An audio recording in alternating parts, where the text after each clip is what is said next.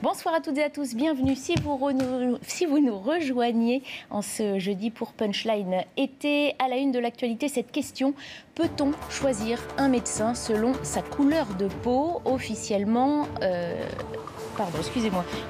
chaque patient a le droit de choisir librement son praticien, mais la diffusion sur Internet de listes de soignants racisés crée la polémique. Le monde médical est lui-même divisé entre atteinte aux valeurs de notre République et respect des souhaits exprimés par le patient. On s'attarde ce soir encore sur ces actes de violence qui continuent d'émailler l'été. Un cycliste est mort hier soir dans Paris, renversé par un automobiliste qui tentait d'échapper à la police. Drame qui survient après l'agression d'une infirmière dans un bus en région parisienne, frappée pour avoir demandé à 2 jeunes de porter leur masque. Et puis à Lyon, c'est une mosquée qui a été incendiée la nuit dernière. Nous y reviendrons avec nos invités. Était-ce une erreur d'alléger le protocole sanitaire en entreprise? Oui, dit le professeur Éric Côme, qui rappelle que selon les chiffres de Santé publique France, la moitié des foyers épidémiques sont recensés en entreprise. Il faut généraliser le masque au travail, c'est ce qu'il recommande. Il formule plusieurs autres critiques virulentes quant à la gestion de la crise en France. Vous l'entendrez. Et pour discuter de toutes ces thématiques, ils sont 3 pour l'instant autour de cette table. Nous accueillons Raphaël Rémy-Leleu. Bonsoir. Bonsoir. Vous êtes conseillère Europe Écologie Les Verts de Paris. À vos côtés, William Tay. Bonsoir. Bonsoir. Président du think tank Le Millénaire. Et puis nous accueillons également Jean Messia. Bonsoir. Bonsoir. Membre du bureau national du Rassemblement national. Alors, cette question, peut-on choisir son médecin en fonction de sa couleur de peau? Il y a une liste de soignants racisés qui circule, plusieurs d'ailleurs sur les réseaux sociaux. Après la LICRA, l'Ordre des médecins réagit à la polémique que cette publication a engendrée. C'est un groupe Globule Noir qui avait lancé la diffusion. Il a été fermé depuis. Son compte Twitter est condamné. Ce groupe avait mis en ligne la petite annonce qui a mis le feu aux poudres. Rappel des faits avec Jeanne Cancard. C'est ce tweet publié sur un compte baptisé Globule Noir, aujourd'hui supprimé, qui a attiré l'attention de la LICRA. Dans cette publication, le groupe affiche une liste de gynécologues noirs et une petite annonce d'une patiente à la recherche d'une infirmière à domicile racisée sur Paris. Une publication dénoncée par la Ligue internationale contre le racisme et l'antisémitisme. Ce type de démarche qui consiste à subordonner à l'origine ou à la couleur de peau un emploi nous rappelle les périodes les plus sombres de l'histoire où on faisait des fichiers. En France, selon le Code de la santé publique, le malade peut choisir librement son praticien. Mais ce qui a choqué le Conseil national de l'Ordre des médecins, qui a sorti un communiqué, c'est la constitution d'annuaires de santé communautaires. Une réaction incompréhensible pour le président d'honneur du Conseil représentatif des associations noires de France. L'Ordre des médecins est très blanc. Donc en gros, les médecins blancs disent les médecins noirs n'ont pas le droit de s'organiser en conséquence. C'est en quelque sorte la double peine. C'est-à-dire que vous êtes déjà victime de racisme dans le milieu médical, vous essayez de vous organiser et on vous le reproche. De nombreux internautes soulignent que le choix d'un praticien en fonction de certains critères existe depuis longtemps. Des patientes qui préfèrent une gynécologue femme ou encore des personnes homosexuelles qui ont recours à des annuaires de praticiens pro-LGBT. Voilà, condamnation ferme de l'Ordre des médecins et du Conseil national de l'Ordre des infirmiers pour qu'il s'agisse d'une question du vivre ensemble et de lutte contre la division au sein de la société. Ce sont tous les thèmes qui nous intéressent justement ce soir. La LICRA parle d'une folie identitaire. Il s'agit bien de cela, selon vous ? Pas certaine de voir là véritablement un problème communautaire ou identitaire. Moi, j'aimerais bien qu'on parle du sujet principal, à savoir pourquoi des patientes et des patients se sentent le besoin de choisir un soignant ou une soignante selon leur orientation sexuelle, leur couleur de peau, le fait d'être un homme ou une femme. Parce qu'on a eu des témoignages pendant de nombreuses années, il y a eu énormément d'études qui ont été publiées à ce sujet, qu'il s'agisse de sexisme ou de racisme, alors qu'on vient pour être accompagné, pour être soigné, c'est tout bonnement insupportable. Donc ne partons pas dans les débats et les polémiques autour de pourquoi des patients et des patientes ont besoin de ça, mais attaquons-nous au cœur du problème. Ce sont des éléments différents d'un même problème. pour le coup. Des éléments différents, mais finalement, ça a été dit plusieurs fois, on a le droit de choisir son praticien ou sa praticienne. Et finalement, les gens ne choisissent pas parce que le médecin ou la médecin est noir, mais simplement aussi parce qu'elles et ils se disent « je vais être mieux accompagné, je vais être mieux suivi, je vais être mieux soigné ». Et c'est ça qui est terrible, c'est aujourd'hui de se dire qu'en 2020, en France, on a peur d'être soigné différemment selon son sexe ou sa couleur de peau. Jean Messia ? Écoutez, je suis sidéré par ce que j'entends. J'attendais que Madame dénonce avec la plus grande fermeté ces initiatives qui sont des initiatives racistes, au fond. Qu'est-ce que ça veut dire, des listes de médecins noirs ? Enfin, le progressisme, si vous voulez, entre guillemets, l'antiracisme, qui est l'une des composantes de l'idéologie qui nous gouverne depuis maintenant une quarantaine d'années, aboutit, à force de négation de l'identité française, des gens qui croient que la France est un pays raciste, qui ont lutté pendant des années contre des moulins à vent du racisme complètement imaginaire, dans la plupart des cas, un racisme systémique qui n'existe que dans leur délire, découvrent aujourd'hui que le véritable racisme émane de minorités qui sont maintenant suffisamment massives en nombre pour s'organiser, je dirais, en communauté. Qu'est-ce que ça veut dire raciser déjà ? Le mot racisé est un mot complètement crétin. Enfin, je ne comprends pas comment on est parti de l'antiracisme et on aboutit aujourd'hui à qualifier les gens de racisés et en fonction de leur couleur de peau. Enfin, on a lutté depuis 40 ans contre le retour des années les plus sombres. À chaque fois qu'on a voulu défendre la France, on nous a dit « Oh là là, stop, vous êtes en train de nous ramener à Vichy, à Pétain et aux années noires ». Et qu'est-ce qu'on constate ? C'est que ce système, sous les phares avenants de l'humanisme, de la bienveillance, du progressisme, aboutit à constituer des listes de médecins, comme il y avait dans l'Allemagne nazie les listes des médecins juifs, des médecins identifiés en fonction de leur religion, en fonction de leur race. C'est pas ça la République. La République, c'est une République où tout le monde, indépendamment de la couleur de peau, indépendamment de la religion, est traité de manière identique. Moi, ce terme de... Visiblement, ce n'est pas le cas. Bah si, en parce tout que... cas, une partie des patients, certains patients estiment que justement, ils ne sont pas traités de la même façon. Oui, mais ça, madame, le problème, c'est qu'en France... tout le monde, enfin surtout les minorités, appuyées en ça par quelques partis de gauche ou écologistes, entraînent l'idée que la France a un racisme systémique. Or, ce n'est pas le cas. S'il y avait un racisme systémique, si vous voulez, on n'aurait pas des députés noirs, on n'aurait pas des médecins noirs, on n'aurait pas des profs d'université noirs. Et qu'est-ce qui pousserait, si la France était un pays raciste, des millions de personnes à tenter leur vie chaque année pour venir s'y installer ? À un moment, si vous voulez, il faut sortir de ces œillères idéologiques et voir la France telle qu'elle est, c'est-à-dire un pays généreux, un pays accueillant, où tout le monde rêve de vivre. Or, à défaut de diffuser une image de la France qui est celle de la réalité, on encourage des minorités fanatiques à s'organiser. Là, c'est un fanatisme. Je veux dire, quand on veut classifier les médecins en fonction de la race, c'est du fanatisme, c'est du racisme. On va y revenir. On va donner la parole à ceux que vous accusez effectivement de cultiver un petit peu ces ressentiments. Mais que répondez-vous à ces accusations ? Que monsieur confond tout et fait appel à toutes les rhétoriques habituelles, que ce soit celle de la 5e colonne, que ce soit celle de « j'ai un ami noir, il n'y a pas de racisme en France puisqu'on a des députés noirs, etc. etc. » Enfin, vous mélangez absolument tout. Aujourd'hui, les listes qui ont été publiées, qu'il s'agisse des listes dites de médecins et médecines racisées, des médecins ou des médecines féministes, des médecins ou des médecines qui accueillent correctement les personnes LGBT, ne visent pas à stigmatiser une autre partie de la population. Et c'est ça la grande différence entre le racisme, la domination, la violence et la nécessité qu'on peut avoir en tant que patient ou patiente à trouver du personnel de santé qui soit bienveillant, qui soit compréhensif, qui ne va pas nous faire subir dans le cadre de soins. Alors par contre, je n'ai interrompu personne, donc je ne serai pas interrompue. Et ça, c'est véritablement quelque chose de fondamental et c'est là-dessus qu'on doit travailler. Comment faire pour que le système de santé accueille chacun et chacune de la même manière, indifféremment du sexe, de la couleur de peau, de la religion, de l'orientation sexuelle. Et ça, aujourd'hui, ça n'est pas le cas. Et c'est cela que nous devons travailler. Donc vous êtes en train de me dire que si demain, vous avez une association de médecins blancs qui s'organise pour faire des annuaires de médecins blancs, ça ne vous choquerait pas ? Je crois que vous avez un vrai problème dans la compréhension de ce qu'est le racisme. Non, mais ça ne vous choquerait pas. Répondez à la question. Parce que si ça ne vous choque pas quand c'est noir, ça ne devrait pas vous choquer quand c'est blanc.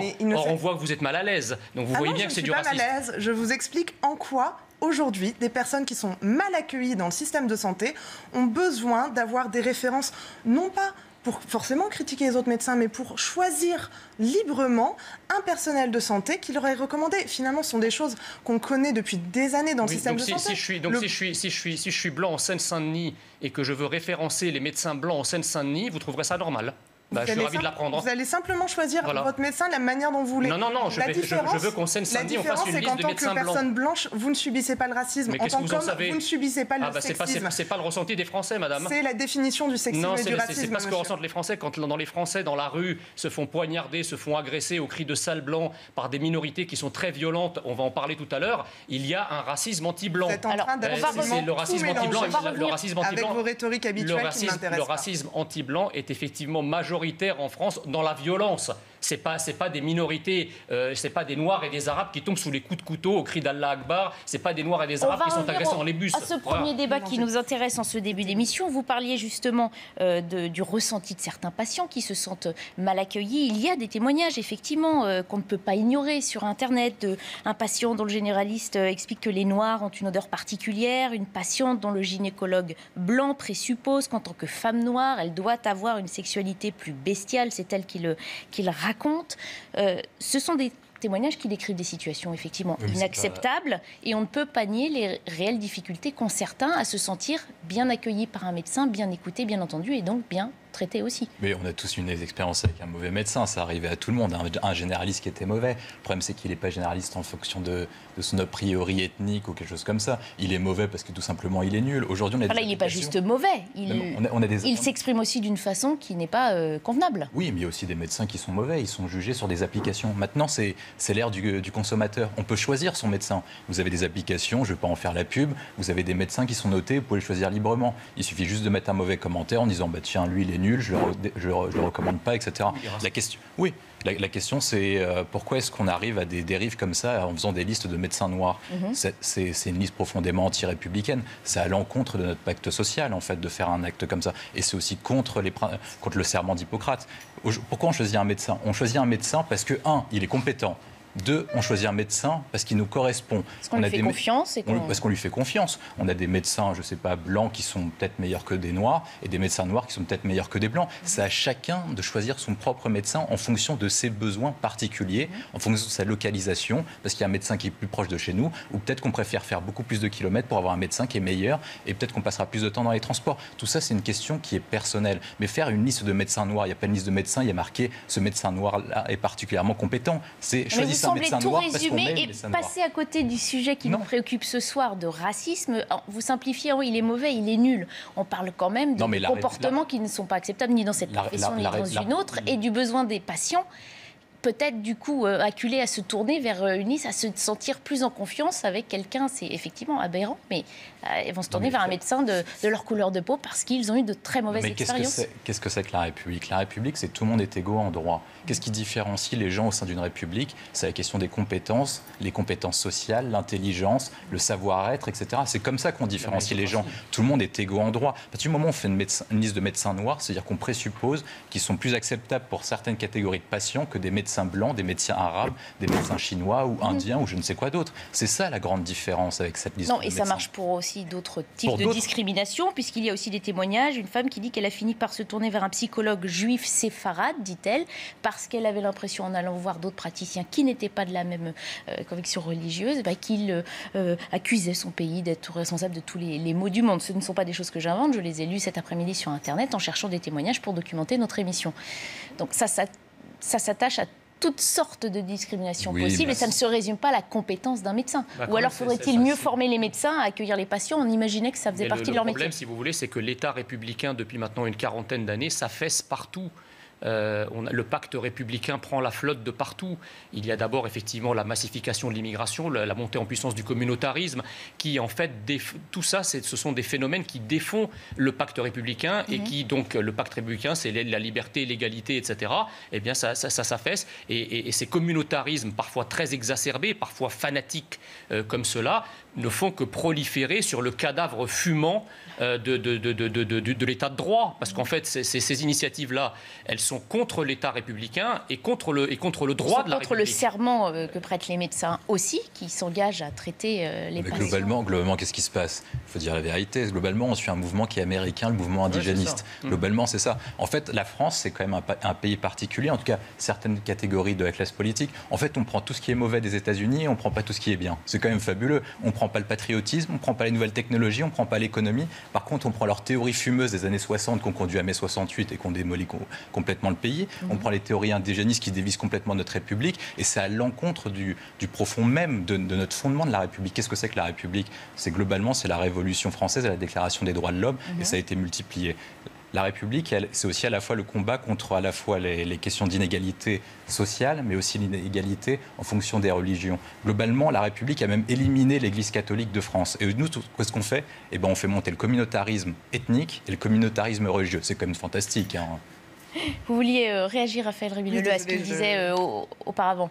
Je ris parce que vous allez dans des outrages tels que j'ai du mal à vous prendre au sérieux, mais il y a eu un point qui m'a intéressé dans votre propos. Vous parliez du pacte républicain, mais en fait, ou même de l'égalité des droits.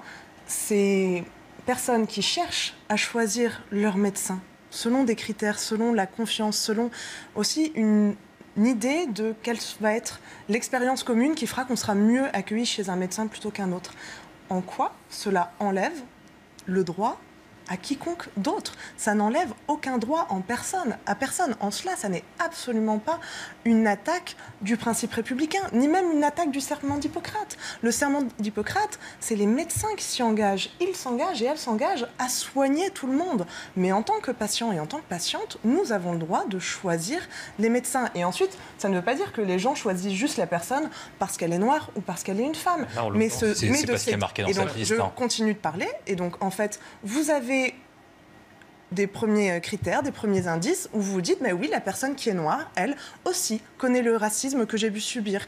Elle aussi a pu connaître les difficultés que je connais dans l'emploi, dans la recherche du logement. Et ça peut m'aider à bâtir... Je finis de parler. Et ça peut m'aider à bâtir quelque chose, une relation de confiance, une meilleure compréhension. De la même manière qu'en tant que femme, et désolée de vous l'apprendre, mais les femmes ne sont pas une minorité. Et donc, c'est là que vos amalgames avec le fanatisme, l'immigration, tout ça n'a aucun sens.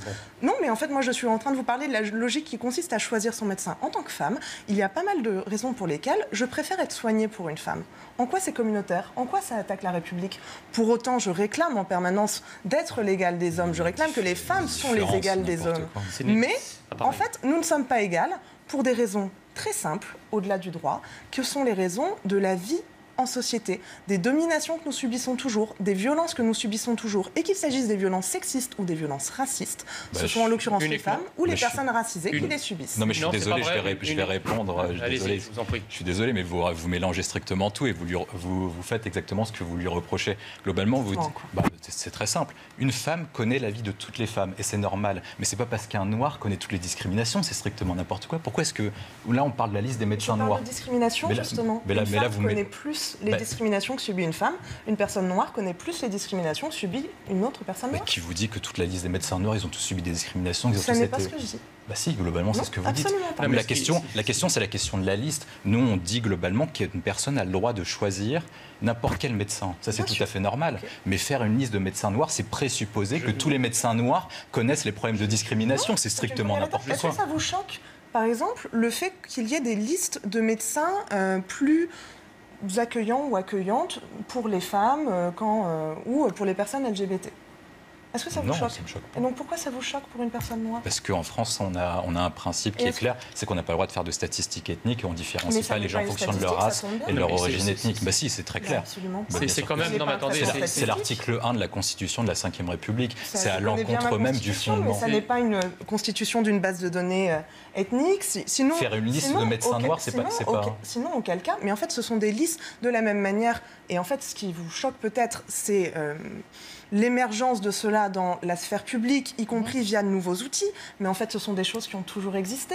En tant que femme, en tant que féministe. Vous êtes en train de dire que c'est l'équivalent du bouche à oreille, c'est simplement amplifié par les réseaux sociaux. Et donc, quand on s'organise pour avoir aussi de manière plus large, de manière plus en confiance, pour trouver des praticiens et des praticiennes avec lesquels on pense qu'on aura une meilleure expérience également, parce que d'autres, mais de la même manière que sur les fameux sites dont on ne va pas faire la publicité, c'est quand même terrible de se dire que quand ça passe par le marché et par ces entreprises, ça ne nous choque pas d'avoir des listes de médecins notées. Par contre, quand ça passe par des personnes qui le font autour d'intérêts, autour d'expériences, autour de mauvaises expériences au sein du système de santé, là, ça nous choque. Attaquons-nous d'abord au nœud du problème, à savoir pourquoi il y a de la discrimination et des violences dans le milieu médical. Je trouve votre discours absolument, mais vraiment hallucinant. C'est-à-dire qu'une femme comme vous, qui est un responsable politique, qui connaît, qui connaît notre histoire politique, notre histoire sociale, défendre des initiatives comme celle-ci, qui sont des initiatives éminemment racistes, au nom de la République. Demain, il pourrait y avoir des pogroms organisés par des minorités contre les Blancs. Vous seriez encore sur le plateau à nous expliquer que c'est normal parce qu'ils ont subi des discriminations. Et donc la leçon de racisme du Rassemblement national qui confond la violence et l'organisation. Je vous ai laissé finir. La deuxième chose, c'est que votre sexisme, bizarrement, il s'arrête aux frontières d'un certain nombre de communautés. Votre sexisme, il est dénoncé uniquement quand c'est le mâle blanc de 50 ans, n'est-ce pas? En revanche, quand c'est des viols qui sont perpétrés par des migrants ou des agressions sexuelles qui sont perpétrées par des migrants, là, on vous entend pas. Là, les écologistes, ils perdent leur langue. Là, Monsieur Messias, s'il vous plaît, on reste sur ce débat-là. On parlait justement aussi parce qu'on essaie d'avancer, des solutions, une façon de résoudre le problème. Là, l'ICRA qui dénonce ces diffusions de listes avait alerté le ministre de la Santé en lui demandant de se saisir de la question. Olivier Véran a juste répondu via son cabinet, on le dit choqué par l'établissement de ces listes. Il compte sur l'ordre des médecins pour faire respecter les règles de déontologie de la profession, dit Olivier Véran. Est-ce que cette réponse, d'une part, est suffisante? Et puis derrière, que peut faire l'État? Quand on voit que même la LICRA, si vous voulez, dénonce cette initiative, la LICRA qui n'est pourtant pas encline en général à dénoncer des initiatives provenant d'un certain nombre de communautés ou d'ethnies ou de communautés religieuses, là, elle a dénoncé, et d'ailleurs je la salue, elle a dénoncé une initiative qui relève du fanatisme identitaire. Donc ça, c'est une chose. La deuxième chose, effectivement, heureusement d'ailleurs qu'il y a une prise de conscience, mais... Olivier Véran laisse l'ordre des médecins se saisir de la question. Oui, mais l'ordre des médecins a déjà condamné. Il a dit que, j'ai vu ses déclarations, il a dit qu'il condamnait fermement ce type d'initiative qui revenait à classifier les médecins en fonction de leur couleur de peau, etc. Donc tout ça est très bien. La question, si vous voulez, c'est comment est-ce que la France de 2020, on en arrive à de telles initiatives complètement délirantes, parce que la France, et là je vous rejoins, c'est pas du tout les États-Unis. On n'a pas l'histoire raciale des États-Unis. Les États-Unis ont été un pays officiellement raciste jusqu'à les années 50, et il l'est encore officieusement aujourd'hui, comme on le voit et comme on l'a vu récemment. La France, c'est pas ça. La France, il n'y a jamais eu d'apartheid officiel en France. Il n'y a jamais eu de minorité discriminée. D'ailleurs, quand les Noirs américains fuyaient les États-Unis racistes dans les années 20, ils se réfugiaient en France, justement, où il n'y avait pas à l'époque les artistes, je veux dire, les artistes noirs venaient en France, ils ont animé les soirées de Montmartre et de Paris 14e. Donc, si vous voulez, on n'a pas cette histoire-là. On n'a pas cette histoire-là. Et donc, si on n'a pas cette histoire-là, je ne comprends pas pourquoi on veut américaniser, si vous voulez, importer des délires fumeux, et là je vous rejoins, américains, qui ne font pas partie de notre corpus politique et social et identitaire. Après, on sait aussi, on parle moins de ces questions. On sait que c'est tabou au sein de l'hôpital. Mais de nombreux médecins ont déjà dit qu'effectivement, des patients demandent à être auscultés par tel ou tel type de médecin. Et quelquefois, les médecins accèdent à ces demandes par peur d'un affrontement, par peur de créer d'autres soucis. Ça aussi, l'attitude après des médecins vis-à-vis de telles demandes, elle est ambiguë. Mais l'attitude des médecins, et c'est là où peut-être il y a une question de déontologie sur comment les médecins peuvent réagir face à cela. Vous êtes en train de nous théoriser bientôt qu'il n'y a pas de racisme en France, là, donc on est quand même sur... Moins qu'ailleurs, madame, beaucoup moins qu'ailleurs. Moins qu'ailleurs, ouais. Heureusement. Voilà. Mais de là à dire qu'il n'y a jamais eu une minorité opprimée en France, je crois qu'on est loin du compte de la minorité qui est opprimée en France, c'est la majorité donc, en ce moment. Je vais revenir sur néanmoins une question intéressante que vous posez, à savoir comment on en est arrivé là. Et en effet, ça ne fait probablement pas partie ni de votre corpus politique, ni de votre corpus social, racisme, ni de votre expérience, mais ce qui fait qu'on en arrive là aujourd'hui, ce sont des personnes qui sont mal accueillies par des médecins, qui sont mal soignés, qui sont mal écoutés, on en aboutit parfois à du renoncement aux soins. Et ce qu'on a démontré pendant des années et des années, et je vous invite à lire les analyses du Haut Conseil à l'égalité, par exemple, sur les violences gynécologiques, sur la mauvaise écoute de la parole des femmes quand elles vont voir des médecins, sur leur mauvaise prise en compte de la douleur, les études sont en train de montrer que les ressorts du racisme et de la mauvaise compréhension de ce que vivent les personnes font des dégâts également dans notre système de santé. Et il a le cœur du sujet. Comment on fait pour mieux former les médecins? Comment on fait pour qu'ils écoutent mieux, qu'ils accompagnent mieux? Et ça, c'est un chantier énorme. Non, mais attendez, tout ça, relève, pardonnez-moi, mais tout ça relève d'un charabia qui n'a absolument rien à voir avec le réel. Aujourd'hui, dans les hôpitaux, le réel, c'est quoi? C'est effectivement des femmes qui appartiennent à certaines minorités religieuses, très souvent fanatiques d'ailleurs, des femmes islamistes en burqa, etc., qui effectivement refusent de se faire examiner par un médecin homme. Voilà la vérité. Et ça, bien sûr, vous ne le dénoncez pas parce que vous considérez toujours que c'est le médecin qui est sexiste et raciste par rapport à la femme qui, elle, demande ça. Et vous avez tout à l'heure dit, effectivement, madame, qu'il y avait parfois des tensions, etc., et que les médecins étaient obligés d'accéder. Bah oui, parce que certains parfois, avouent accéder aux demandes. Évidemment, oui. parce que derrière, si vous voulez, quand ils refusent, c'est très souvent la violence, c'est les crachats, les insultes, quand c'est pas les coups qui pleuvent. Voilà la réalité du terrain. Alors vous pouvez toujours venir avec un charabia idéologique sur le Haut Conseil à l'intégration, dont on sait pertinemment que c'est une officine idéologique de gauche. Je crois que vous n'écoutez même pas ce que je dis. Je parlais du Haut Conseil à l'égalité, monsieur. Pareil, mais c'est la même chose. Toutes ces officines qui existent depuis des années, qui nous expliquent que la France est un pays abominable, que la France est un pays raciste, que la France est un pays xénophobe, que la France est un pays haineux. On voit bien, si vous voulez, si les gens viennent s'installer en France, c'est pas parce que ces officines-là ont raison, si vous voulez. Vous êtes en train de faire un récit, tout seul, au milieu d'un cas imaginaire que vous tirez... Non, c'est pas un cas imaginaire, madame. Mais vous êtes en train de créer un récit autour de cette dame qui serait fanatique, religieuse, en burqa, qui refuserait au sein d'un hôpital d'être soignée. Je ne dis pas que ça n'existe pas. Demandez autour de vous. Alors je sais que ça vous gêne. En fait, ce n'est pas ce que je suis en train de dire. Je suis juste en train d'essayer d'exposer ce que vous êtes en train de dire du point de vue rhétorique. Vous prenez cet exemple, là, vous rajoutez plein de choses. En plus, cette dame imaginaire, donc en plus... C'est comme les dizaines de personnes qui sont attaquées tous les jours, c'est des faits divers. En plus, du coup, si on n'accède pas à sa demande, les coups, les crachats, vous êtes en train de bâtir un imaginaire. C'est pas un imaginaire, c'est le réel, madame. Pas sur le réel, pas sur les analyses, pas sur les statistiques, et c'est moi qui crée du charabia. Non, oui, c'est ça, parce que moi je parle du réel, madame. Rationnel, mais moi aussi je parle du réel. Non, vous parlez pas du réel, madame. Savoir qu'il y a du renoncement aux soins, qu'il y a des formes de domination, de violence, de complications créées dans le système de santé par racisme et par sexisme. Quels sont les renoncements aux soins, madame? Où est-ce qu'ils sont les renoncements aux soins? Vous le savez très bien, elles sont dans les zones rurales, les renoncements aux soins majoritairement. En partie, bien sûr. Ça a lieu dans le centre et dans le Cantal, etc. Mais pas uniquement, malheureusement. Également chez les femmes, il y a des renoncements aux soins. Mais en termes de chiffres, c'est ce qui a le plus élevé. Il y a des renoncements aux soins également chez les femmes, il y a des renoncements aux soins également chez les étudiants et les étudiantes. Le renoncement aux soins, aujourd'hui, en France, c'est un problème majeur. Quelle est la catégorie sociale et la population la plus touchée? Et donc, on a des questions de catégorie sociale. Les femmes sont beaucoup plus touchées, par exemple, que les hommes par le renoncement. Oui, mais lesquelles? C'est pas des questions racistes ou je sais pas quoi. Non, mais il y a notamment des questions sexistes, par exemple. Mais non, c'est une question de territoire et c'est une question sociale. Pas évidemment. Pas uniquement. Bien sûr que si. Vous parlez de statistiques, elles viennent d'où? Les statistiques sur le sexisme. Vous êtes obsédé par la race, c'est extraordinaire. Et qui vous dit... sur le renoncement aux soins différenciés entre les femmes et les hommes. Que les personnes les plus touchées par le renoncement aux soins sont les personnes victimes de Non, c'est pas ce que je vous dis, On ira vérifier et puis ce sera peut-être l'objet d'une autre discussion. Je sais pas de quelle statistique ça vient. Non, mais les personnes les plus touchées par le renoncement aux soins sont les personnes au centre de la France les plus éloignées des hôpitaux les plus pauvres. On va tâcher peut-être de mieux s'écouter les uns les autres pour la suite des débats. On va faire une courte pause avant d'en venir à ces différents actes de violence relevés ces dernières 24 heures en France. À tout de suite.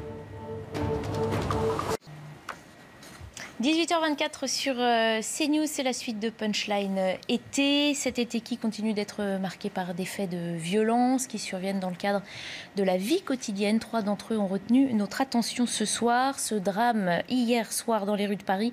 Un cycliste est mort après avoir été percuté par un automobiliste qui fuyait la police. L'homme a été interpellé et placé en garde à vue. Précision de Sandra Buisson du service police-justice de CNews avant qu'on en discute en plateau. Les faits se déroulent hier vers 18h30 en plein Paris. Une patrouille de police veut contrôler un automobiliste qui va dans un premier temps obtempérer et arrêter son véhicule. Mais quand les policiers s'approchent à pied, eh bien, il redémarre et prend la fuite. Dans son périple, il renverse un cycliste au croisement du boulevard Raspail et du boulevard du Montparnasse. Cet homme, la victime, a 59 ans.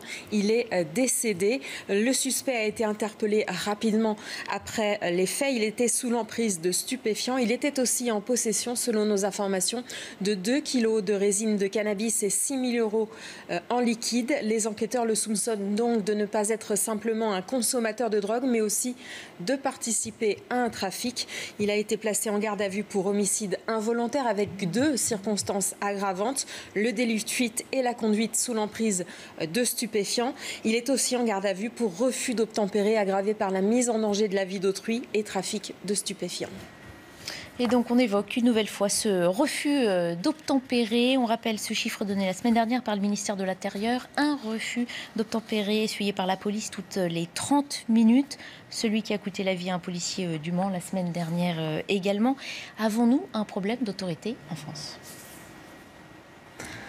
On a un problème de service public de la sécurité, on a un problème de moyens pour les forces de police, on a un problème de capacité, en effet, à faire respecter la loi et l'ordre dans des moments où les interventions sont de plus en plus tendues parce qu'elles sont de plus en plus nombreuses et que c'est extrêmement compliqué aujourd'hui pour les forces de l'ordre d'intervenir de manière sereine. Donc on a en effet un énorme chantier à ouvrir devant nous sur tous ces sujets. C'est marrant que vous n'osiez pas prononcer le mot d'autorité parce que bon, ça rappelle sans doute les années les plus sombres.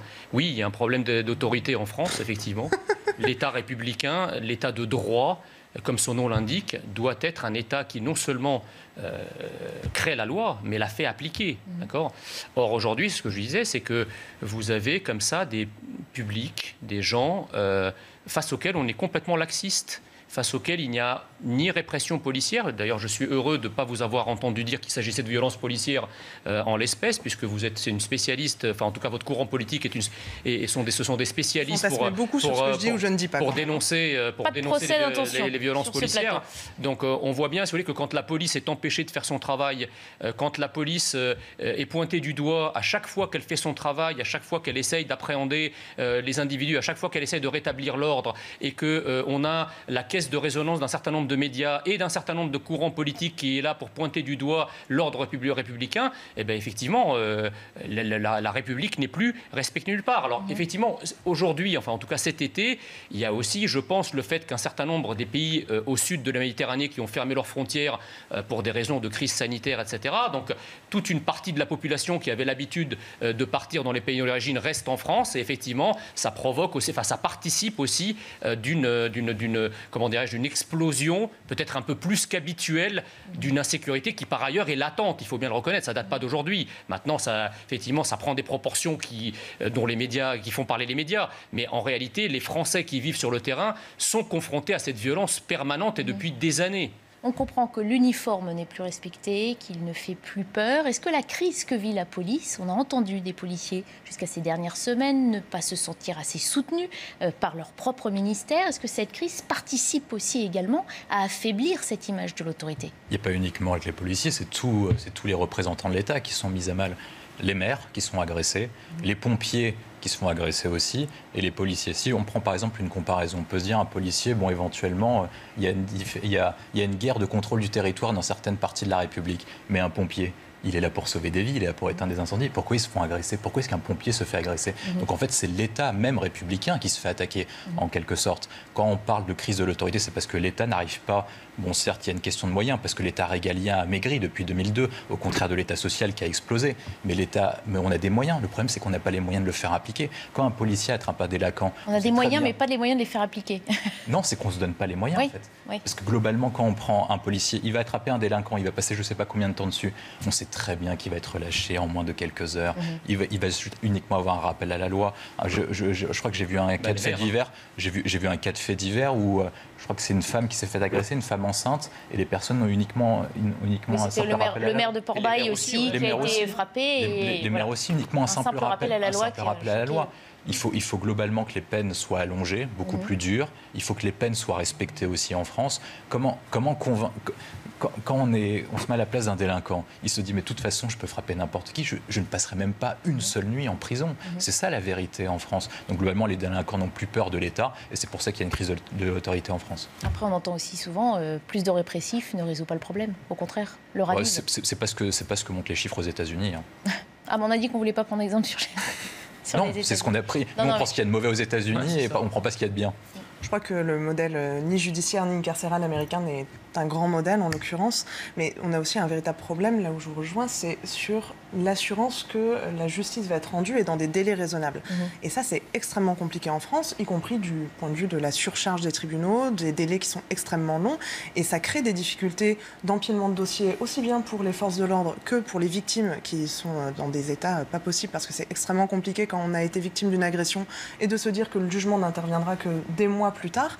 Et donc là, on a véritablement, je crois, aussi une question de moyens, que ça soit, on en a parlé ces derniers mois, la problématique des heures supplémentaires non payées pour les policiers, la question de l'explosion du nombre d'interventions pour les pompiers avec des effectifs constants. Là, on a vraiment une question de service public, de maintien de l'ordre, de la sécurité, de la sûreté, et des personnels qui sont mis dans des situations de tension comme le sont les forces de l'ordre ou les pompiers, c'est absolument explosif, y compris dans un domaine aussi sous tension que celui-là, parce que ça fait appel à la question de l'autorité, de la... Comment on restaure cette image de l'autorité? Mais encore faut-il comprendre, si vous voulez, parce que moi j'entends tout ce discours, hein, mais à un moment il faut quand même ancrer les choses dans le réel.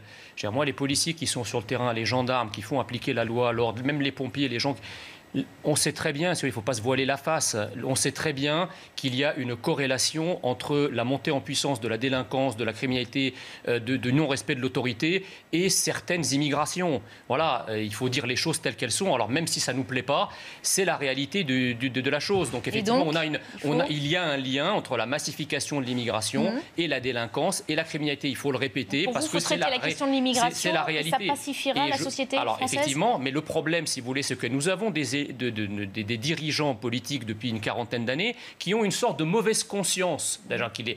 Donc ils s'aveuglent sur cette réalité, sur cette corrélation, et en même temps, ils voient dans tout immigré, fût-il un délinquant ou un criminel, un juif des années 30. Et donc, en fait, on ne fait rien. C'est-à-dire qu'il y a une mauvaise conscience qui consiste à dire ce sont des victimes de discrimination, des victimes d'inégalité sociale, des victimes de racisme. Et donc, à partir du moment où ces publics-là, qui sont quand même surreprésentés dans les statistiques de la délinquance et de la criminalité, arrivent devant les juges, eh bien, les juges les considèrent, sans le dire évidemment, mais implicitement et au regard des faibles peines qui sont prononcées, effectivement, comme des victimes. Et là, moi je crois que c'est le véritable racisme qui consiste à croire qu'en fait, un acte qui est commis par quelqu'un qui serait d'origine étrangère, finalement, il est moins grave parce qu'il est d'origine étrangère. Vous êtes en train de dire que la justice française n'est pas juste. La justice française n'est pas juste et la justice française, alors là, la justice française, je ne sais pas, mais en tout cas, certains magistrats font preuve, effectivement, d'une justice qui est une justice éminemment raciste, considérant à croire que parce que le coupable, il est noir ou il est arabe ou il est d'origine immigrée, ben, finalement, il n'est pas si coupable que ça. Et il va juger autrement quelqu'un qui serait, lui, un Français de souche. Il y a juste quelques points de précision. En fait, le problème des magistrats, c'est qu'ils choisissent en fait les dossiers qu'ils vont gérer. Et globalement, il y a des dossiers qui leur semblent plus prioritaires. Pour illustrer, globalement, ils préfèrent se faire la peau de Sarkozy que se faire la peau d'un petit délinquant. Voilà, tout simplement, je vais caricaturer comme ça, mais c'est à peu près ça l'idée. Pas tous des mêmes dossiers non plus. Non, mais c'est parce qu'en fait, ça leur permet en soi de monter dans la hiérarchie au sein de leur propre carrière. Comme il y a très peu de magistrats, il y a très peu de postes disponibles, pour monter, il faut avoir des dossiers de plus en plus marquants. On le sait très bien. Donc tout ça se résume à l'ambition des magistrats ? Il y a une part d'ambition, il y a une part d'idéologie. Très forte, une part d'idéologie. On voit qu'il y a des grands problèmes à l'École nationale de la magistrature. Quand Emmanuel Macron, par exemple, voulait supprimer et réformer tous les corps au sein de l'École nationale d'administration, il y a une seule école qui a réussi à résister, c'est l'École nationale de la magistrature. On peut se poser la question de pourquoi est-ce qu'ils ont réussi à faire. Oui. Il ne fait pas partie de l'ENA. Hein. Non, il ne fait pas partie, mais comme Macron voulait fusionner tous les corps. Macron voulait fusionner tous les corps ensemble. Il y a ce corps-là qui a réussi à s'opposer. Ensuite, après, il y a une autre question. C'est la question... Pardon, j'ai oublié. Bon, c'est pas grave. On va évoquer un autre fait d'actualité. Oui, pardon, j'ai repris. Sur la question des statistiques. En fait, le problème, c'est que globalement, on sait qu'il y a des personnes qui sont étrangères qui commettent des crimes. Pas étrangères, immigrées. Mais immigrés, on n'a pas de statistiques réelles. Oui, d'accord, mais enfin, les Français ont encore des yeux pour voir. Donc on voit bien que... Et même demander aux policiers sur le terrain. Je veux dire, 3 interpellations sur 4, à chaque fois, c'est des gens d'origine étrangère. C'est la réalité du terrain, ça, c'est pas moi qui le dis. Hein. Le terrain, c'est aussi cette infirmière justement agressée dans un bus sur la commune de Neuilly-sur-Marne en Seine-Saint-Denis hier. Cette femme a été frappée par 2 adolescents à qui elle avait simplement demandé de mettre un masque. C'est un rappel des faits de Léo Baron. Tout est parti d'une phrase a priori banale. Mettez vos masques. C'est ce qu'a demandé une infirmière de 30 ans à 2 jeunes hommes dans le bus 203 de Neuilly-sur-Marne en Seine-Saint-Denis. En réaction, les 2 jeunes auraient agressé l'infirmière à coups de poing et de pied. 2 agents municipaux, en patrouille dans le secteur, interviennent alors pour stopper l'agression. Donc les gens, ils n'arrêtaient pas de crier, me demandaient, en fait, ils m'ont tous montré du doigt, en fait, les 2 individus qui étaient en cause. Et j'essaie de les calmer, mais ils étaient comme très violents, c'était très violent. Grâce au signalement des agents municipaux, les 2 jeunes de 16 ans sont rapidement interpellés. La victime, elle, s'est vue prescrire 5 jours d'interruption totale de travail. Le maire de la commune déplore l'agression, mais parle d'un acte isolé. Alors ce fait divers-là, l'agression d'une infirmière qui simplement demandait à ce qu'on porte le masque, c'est inacceptable.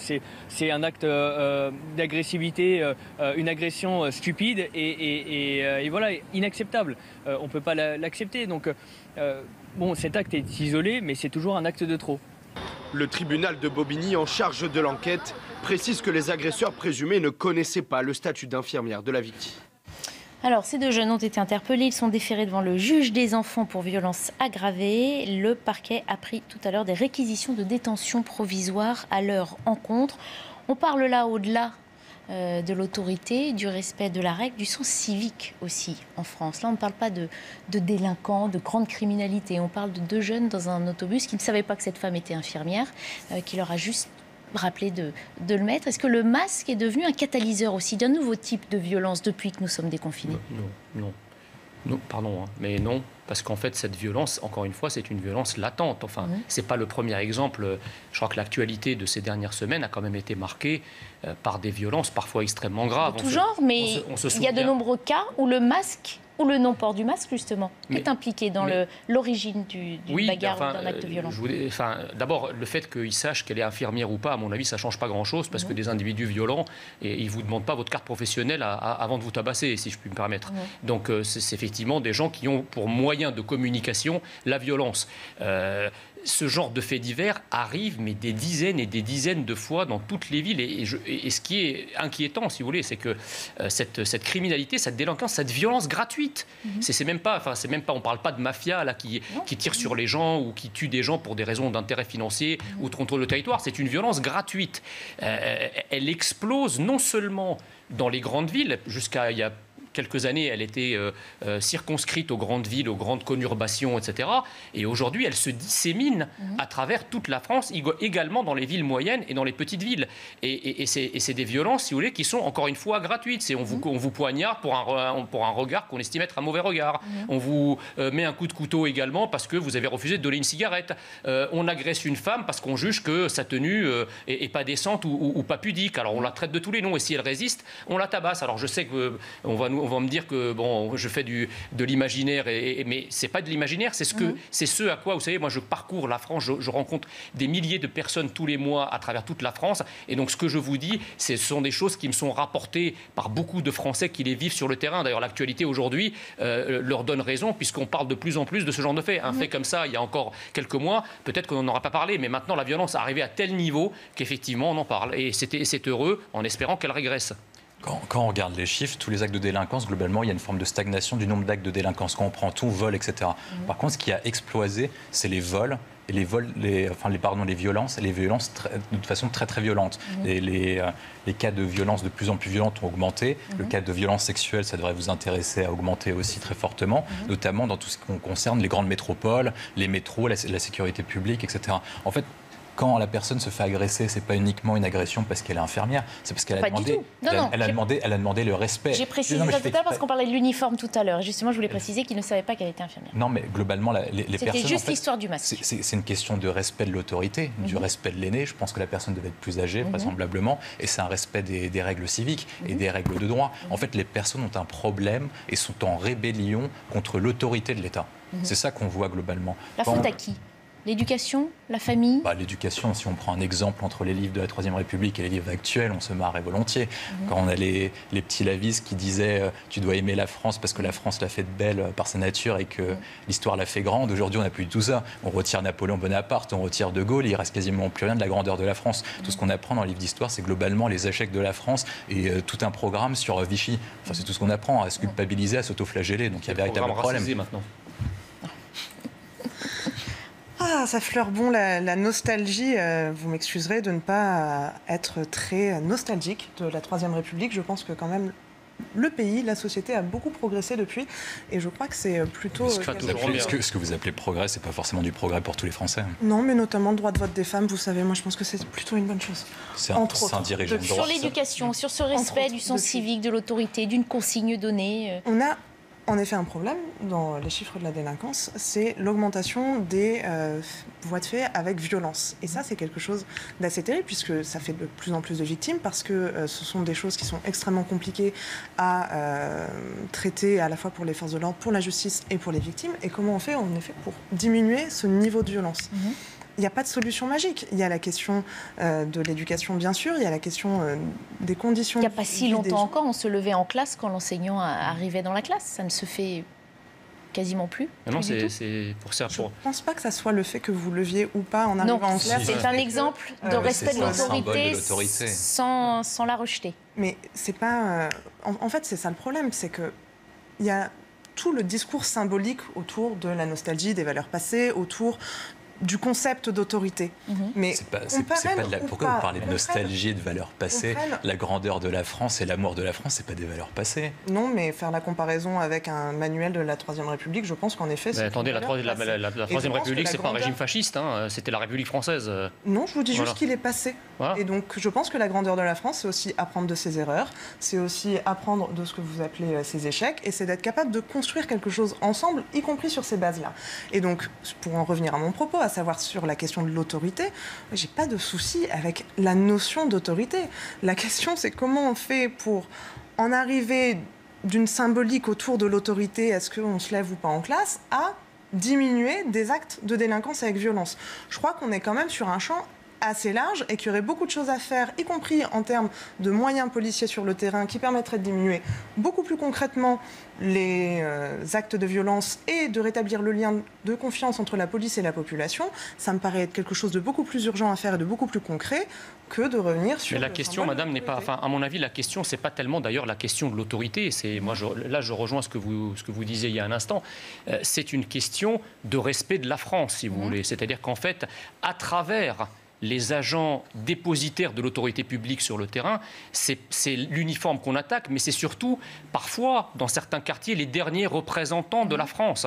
Donc, effectivement, il y a, je pense, une sorte de guerre de basse intensité qui est menée par certaines immigrations contre tout ce qui représente la France. Alors, je sais que madame, vous avez été porte-parole d'Oser le féminisme et vous avez, à ce titre, soutenu l'initiative du burkini, des femmes en burkini dans les piscines municipales la semaine dernière, ce qui est quand même assez hallucinant. Vous êtes dans une caricature. Non, mais d'accord, mais lutter. Faut pas qu'on s'en éloigne trop souvent. Oui, mais non, mais parce que les deux sont liés. La montée en puissance. N'importe quoi. À un moment, il faut savoir si c'est de l'incompétence ou du mensonge.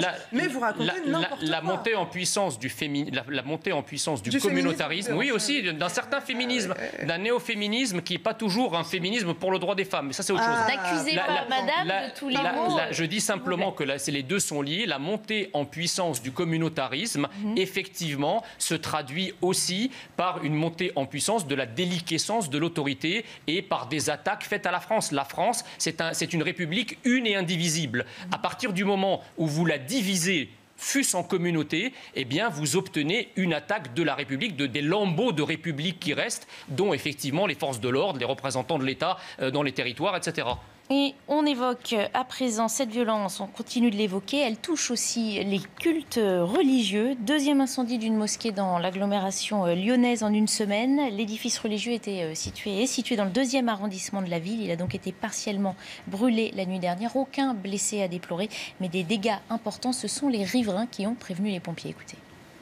Justement, j'ai appelé parce que je me suis dit, voilà, en fait, je ne savais pas si les flammes étaient d'intérieur et sortaient vers l'extérieur ou c'était juste la porte qui brûlait. Et donc du coup, je me suis dit je vais appeler directement. Ils m'ont demandé ce qu'on prend la grande échelle, etc. Je ne savais pas si ça brûlait dedans. Donc j'ai dit prenez tout, voilà, en cas où. Et ça a été très rapide comme intervention. Ils étaient là en même pas 5 minutes. C'est qu'en ouvrant la fenêtre, les volets, j'ai vu ça. Et ça m'a rendu malade. Mais le gars qui a fait ça, vous croyez qu'il est intelligent? Faut vraiment être fou pour faire ça. Les flammes, ils ont atteint donc un peu la moquette, l'intérieur derrière la porte. Et si vous voulez, il y a tout l'ensemble de la mosquée, pour l'instant, il n'est pas exploitable. C'est le deuxième pendant le mois sur la région, donc on est un peu inquiet, quoi. Voilà, une violence donc quotidienne. On rappelle aussi qu'il y a eu des actes antisémites. Un père s'était fait frapper la semaine dernière. Une église en Charente qui a été incendiée aussi. Est-ce que ça, c'est un détail qu'il faut prendre en compte? Une violence on parlait de dissimulation, qui se diffuse et qui touche finalement à tous les secteurs. Ça peut être inquiétant, de quelque couleur politique qu'on soit. Mais bien sûr, c'est inquiétant et ça n'est pas uniquement la hausse des violences ou de l'intensité des violences, mais également les véritables actes de haine. Et c'est à ça qu'on a été confrontés, qu'il s'agisse de l'attentat de cette mosquée, de l'agression antisémite qui a eu lieu à Paris il y a quelques jours, des agressions homophobes qui ont eu lieu à Clermont-Ferrand ou à Grenoble. On est véritablement... Des incidents en cathédrale aussi. Oui, non absolument. Oui. De Nantes. Je ne vais peut-être pas vous faire la liste de l'ensemble des... Non, mais... Oui, non, mais je sens bien que vous êtes très concentré sur ce que je dis, mais je vous assure... je suis toujours concentré sur ce que vous dites. Travaillez plus vos fiches, ensuite vous essayerez de reprendre mes propos. C'est le minimum de respect que je vous dois, de vous écouter attentivement, n'est-ce pas? Oui, et du coup de ne pas dénaturer ni mes propos, ni les communiqués. Non, je le complétais simplement. Qui sont les miens ou ceux des associations que j'ai représentées, ce serait mieux d'ailleurs. Donc, la question de l'intensité des violences et de la propagation des actes de haine. Et ça doit véritablement nous inquiéter. Je pense qu'on a des grandes actions à mener là-dessus, puisqu'il y a, à force de vouloir créer des climats anxiogènes, de vouloir diviser les gens entre eux, en effet, on encourage aussi un terreau qui permet cette haine de se développer dans beaucoup de secteurs de la société. Et ça, c'est extrêmement inquiétant, extrêmement dangereux. Donc il est temps de faire à nouveau vivre ensemble, de faire à nouveau des actions de prévention, des actions d'éducation très larges pour faire à la fois baisser le niveau de violence et la stigmatisation des uns, des unes et des autres. Mais madame, ce qui se passe en France, c'est pas du tout le fait de personnes qui, comme vous le dites, attisent la haine. Ce à quoi on assiste aujourd'hui, c'est précisément le résultat d'années de vivre ensemble.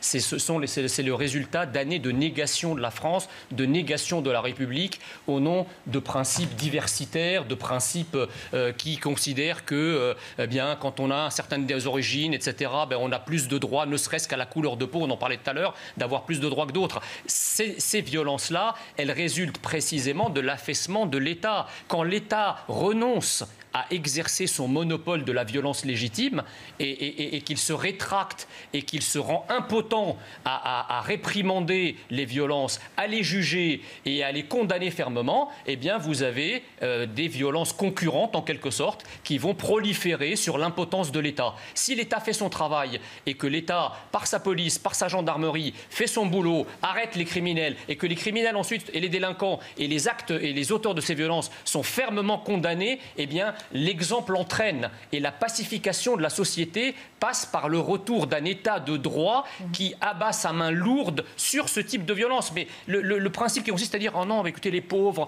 c'est le vivre ensemble, il ne faut pas y toucher, on va leur tirer l'oreille pour leur faire un petit rappel à la loi. » Je n'ai jamais dit ça. Non, mais je ne parle pas de vous, je parle de manière générale. Eh bien, ça aboutit effectivement à un encouragement permanent à alimenter le cycle de violence parce qu'il n'y a pas de cran d'arrêt étatique à cette violence. Est-ce que, étant d'humeur taquine, je peux essayer de trouver un point d'accord entre nous? Allez-y, je vous écoute. Pour ou contre le rétablissement des effectifs qui ont été supprimés dans les forces de l'ordre, gendarmerie et police? Ah bah évidemment. Et ben voilà, vous voyez comme quoi. Bah voilà, mais attendez, c'est pas nous qui les avons supprimés. Mais non, mais c'est pas moi non plus. Voilà. Donc en fait, à un moment, l'espèce de caricature permanente votre de mes propos, ça m'intéresse Votre courant politique a été représenté dans les gouvernements qui ont fait non, ces... la RGPP, je ne crois pas qu'il s'agisse de courant politique. Je me mettrais en différence avec les deux. Moi, je pense que c'est pas uniquement une question de moyens de personnes. C'est surtout comment ils sont utilisés. Les policiers aujourd'hui, quand on prend leur temps de travail horaire et leurs occupations, ils passent du temps à faire de la paperasse administrative au lieu de passer du temps à attraper les délinquants et les foutre en prison. Et puis quand ils les attrapent, ils ne sont pas foutus en prison parce que des juges les relâchent au bout d'un jour maximum. Quand on prend ce qui s'est passé pour cette mosquée, il faut condamner toutes les violences. Et à chaque fois qu'un criminel commet un acte criminel, il faut l'arrêter, il faut l'envoyer en prison. Mais quand on compare, on a à peu près une stabilisation depuis 2016 des actes anti-musulmans. Par contre, on voit une augmentation très marquée des actes antisémites et des actes antichrétiens. On a une très forte augmentation depuis 2016, notamment on pense que c'est possible que ce soit lié avec les attentats de 2015, mais on ne comprend pas parfaitement les raisons. Mais pour la question de l'autorité, si on met tout uniquement de moyens, on serait le meilleur système de santé du monde. Pourquoi est-ce qu'on aurait moins bon résultat que l'Allemagne? On met tellement plus d'argent dessus. Et puis un dernier élément peut-être juste, on va écouter aussi le président du Conseil régional du culte musulman Rhône-Alpes à propos du rôle que les réseaux sociaux jouent aussi dans cette incitation à la violence. C'est vrai que rien que le nom du groupe, ça fait réfléchir. Brûlons les mosquées, c'est vraiment... je ne vois pas qu'est-ce que ces personnes veulent gagner ou comment ils peuvent avoir une argumentation pour passer à l'acte, pour faire des choses comme ça. Voilà, il existe sur la plupart des réseaux sociaux des pages dédiées, une véritable incitation à la haine et à la violence. Là aussi, il y a une action à mener pour tenter d'endiguer le phénomène. Qui sont jamais... Alors, ces groupes-là, paradoxalement, ne sont jamais fermés. On va fermer des comptes parfois pour des raisons absolument invraisemblables, qui ressemblent à de la censure, et d'autres qui appellent effectivement à la haine, à la violence, au terrorisme, à la pédophilie, ils prolifèrent sans aucun problème. Moi, alors, pardon, mais à ce stade, je ne sais pas. Alors, on nous dit d'entrée de jeu, à peine l'incendie éteint de la mosquée, que je condamne évidemment si c'est d'origine criminelle, mais on a su nous dire immédiatement qu'il s'agissait d'un acte criminel. Que la piste criminelle était en privilégiée. C'est bizarre, mais quand des cathédrales brûlent, c'est immédiatement la piste accidentelle qui est privilégiée. Et quand on vous dit qu'il faut mener une enquête et qu'il faut attendre le résultat de l'enquête... Sur quoi vous basez-vous pour dire ça ? Attendez, dans l'incendie de la cathédrale Notre-Dame, alors il s'avère qu'après... un exemple. Voilà, et même dans l'incendie de la cathédrale de Nantes, on avait dit non, il y avait 3 départs de feu, mais l'hypothèse avancée, c'était accidentel. Bon, donc je ne comprends pas pourquoi, dans un cas, immédiatement, on se précipite pour dire que c'est criminel, que c'est la haine qui a brûlé, etc. Et dans l'autre cas, non, c'est la faute à personne. C'est la faute au hasard, c'est la faute à de la négligence, etc. Moi, je crois que dans tous les cas de figure, il ne faut pas se précipiter ni pour une piste criminelle, ni pour une piste accidentelle. Il faut d'abord attendre les résultats de l'enquête. Mais instrumentaliser et récupérer un incendie, alors même qu'il est encore fumant, pour vous dire que c'est un acte qui manifeste de l'islamophobie, de la haine, etc. Il ne faut pas aller vite en besogne. Il faut que tous ces incidents soient traités à la même enseigne. Ok. Un mot sur les réseaux sociaux ? Oui, absolument. Là, déjà, je crois qu'on pourrait prendre l'exemple, ne serait-ce que ces quelques premières minutes d'émission où, depuis nos échanges, je suis d'ores et déjà copieusement insultée sur les réseaux sociaux. Et grande question, que fais-je ? Vais-je sortir du plateau et ensuite aller, avec mon téléphone, porter plainte ? Non, parce que en fait, je n'ai pas le temps, je n'ai pas les moyens, et que c'est absolument massif. On a un problème de cybersécurité en France, de cyberdélinquance, et d'une manière où les gens sont tellement impunis et où ces choses-là sont tellement peu poursuivies que les injures publiques, que les appels à la haine, que les appels à la violence sont permanents. Et ça, on a véritablement besoin d'outils, à la fois du point de vue des plateformes, mais aussi du point de vue police, gendarmerie, justice, pour lutter contre ça, parce que c'est incessant et ça pourrit la vie de dizaines de milliers de personnes au quotidien, et en plus ça participe parfois d'organisations, de coalitions et d'entretien de la haine qui, sur des questions racistes ou sexistes, on a connu nombre d'exemples, peuvent ensuite conduire à des actes de violence organisés. C'est extrêmement grave et on ne peut pas laisser proliférer ce genre de choses. Un mot pour conclure. Sur les réseaux sociaux, le gouvernement a beaucoup légiféré en la matière. Après, moi, je citerai juste un exemple. Pourquoi est-ce que certains comptes sont fermés, comme celui du journaliste Laurent de Boissieu, et pas des comptes d'islamistes radicaux ? Voilà, je poserai cette question. Alors qu'on a une loi. Et puis la haine touche tout le monde. Vous avez dit tout à l'heure, moi je fais pareil. Je fais l'objet de menaces de mort, pas seulement moi d'ailleurs, y compris ma famille. Je reçois des messages en privé d'insultes, des vertes et des pas mûres. Bon, ça fait partie du jeu, je dirais. Voilà. C'est pas la question des réseaux sociaux, c'est la question de la radicalisation du débat politique. Oui, c'est ça. Mais les réseaux sociaux ont aussi l'avantage d'être une soupape de décompression, parce que bon, moi je préfère, si vous voulez, que des gens, après avoir lâché leur haine en tout cas par messagerie, etc., je préfère ça plutôt que les voir passer à l'acte, en bas de chez moi. C'est là, messieurs, qu'on aura à nouveau un désaccord, mais j'espère que sur celui-là, vous m'entendrez. Mais le désaccord n'est pas un crime, madame. C'est une opportunité en démocratie. Je n'étais pas en train de vous traiter de criminel. Respirons, tout va bien. Donc, c'est que, contrairement à ce que vous venez de dire, moi, je pense que c'est dangereux de se dire que ça fait partie de la règle du jeu. Parce que ça participe, en effet, de la violence qui est augmentée. Le fait de se dire, finalement, quand on est une femme ou un homme politique, qu'on arrive à la télé, on sait très bien que dans les 25 minutes qui vont suivre, on va se prendre des tombereaux d'insultes, c'est un problème. Non, moi, je mets juste une distinction, c'est-à-dire que quand on parle des cas de violence, des crimes de droit commun, on a une augmentation et c'est mesuré statistiquement. Quand on prend la radicalité du débat politique, il y a une constante, que ce soit troisième République, 4e République, 5e. La seule différence, c'est qu'on a les réseaux sociaux et qu'on voit, et c'est beaucoup plus visible. Par contre, les débats sur la 3e République avant la guerre de 14, avant la guerre de Seconde Guerre mondiale, la radicalité politique. Nous ne sommes pas d'accord avec M. Nous ne sommes encore moins d'accord. Je ne l'ai pas insulté, il ne m'a pas insulté. Voilà, on va considérer qu'on a fait preuve plus ou moins de malhonnêteté intellectuelle, ça c'est pas grave, on continuera à s'engueuler. Mais on ne s'insulte pas. Et donc la question de recevoir, que ça soit sur des groupes, que ça soit sur des comptes, d'avoir des insultes et des appels à la violence, ça ne fait pas partie de la conflictualité. Non, ça, c'est illégal. Et on va rester une heure de plus pour continuer à débattre et on vous en remercie évidemment. Une courte pause et puis on revient pour parler d'écologie, de pesticides, du déplacement de Florence Parly au Liban et puis de la crise sanitaire des masques en France. La question de ce début de deuxième partie de Punchline était ce soir, fait-on vraiment de l'écologie si on cautionne l'utilisation de pesticides? On s'interroge suite à la décision de Barbara Pompili de défendre la réintroduction des néonicotinoïdes, pesticides interdits pour les betteraviers depuis 2018, mais qui va donc de nouveau être autorisé puisque la betterave à sucre française est menacée par le virus de la jaunisse. Une décision difficile à prendre, a confié la ministre de l'écologie, dont l'unique objectif était de sauver les sucreries françaises. On l'écoute. Le choix qui a été fait, c'est d'essayer de les garder, ces sucreries. Et pour les garder, il faut qu'on ait des betteraves. Et pour qu'on ait des betteraves, il faut qu'on en plante. Et pour qu'on en plante, il faut qu'il y ait une solution face à ce puceron. Et donc là, nous, avec Julien Denormandie, on va copiloter tous les deux, maintenant, de manière très serrée, la recherche d'alternatives, que ce soit des alternatives chimiques, mais aussi des alternatives de méthode, pour qu'on les mette en place, pour qu'il ne puisse plus y avoir de dérogation sur ces néonicotinoïdes. Alors, on précise que la France est le premier producteur de sucre européen. Est-ce que la ministre a un peu mangé son chapeau et finalement choisi entre écologie et pesticides? C'est extrêmement cruel pour Barbara Pompili. Après, elle s'est mise dans cette situation toute seule, mais avoir défendu l'interdiction de ce même pesticide et revenir dessus quelques années après, ça montre bien à quel point ce gouvernement est incapable de faire de l'écologie, y compris à cause d'une forme d'impensée, d'impréparation, d'absence de volonté politique.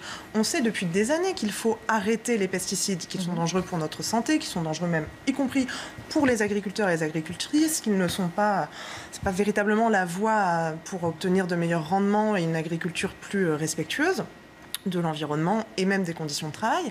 Et plutôt que d'avoir investi dès le départ sur quelles allaient être les alternatives, comment on réforme la filière agricole, comment on réforme les parcelles, comment on fait par exemple plus de bio qui est moins touché aujourd'hui par cette maladie de la jaunisse de la betterave, plutôt que d'avoir investi ce champ politique, on se retrouve 2 ans après à dire finalement on va redonner l'autorisation pour ces pesticides, mais pas pour longtemps, mais uniquement parce que c'est un problème ponctuel. Oui. On est en train d'essayer d'éteindre un incendie avec un bidon d'essence. Il faut rappeler ce que font ces pesticides. Ils ont tendance à tuer les abeilles, qui sont si nécessaires pour la préservation. Les apiculteurs sont furieux. Les apiculteurs sont furieux, et c'est aussi une filière économique et agricole importante dans notre pays. Mais surtout, on est en train de se dire, on va mettre en danger l'écosystème, la biodiversité, le facteur de pollinisation qui est si important pour l'agriculture en général, parce qu'on a été incapable de prendre les problèmes dès le départ. C'est un aveu de faiblesse absolument terrible. Alors moi, je vous le dirai pas pour vous taquiner, mais je suis d'accord avec vous.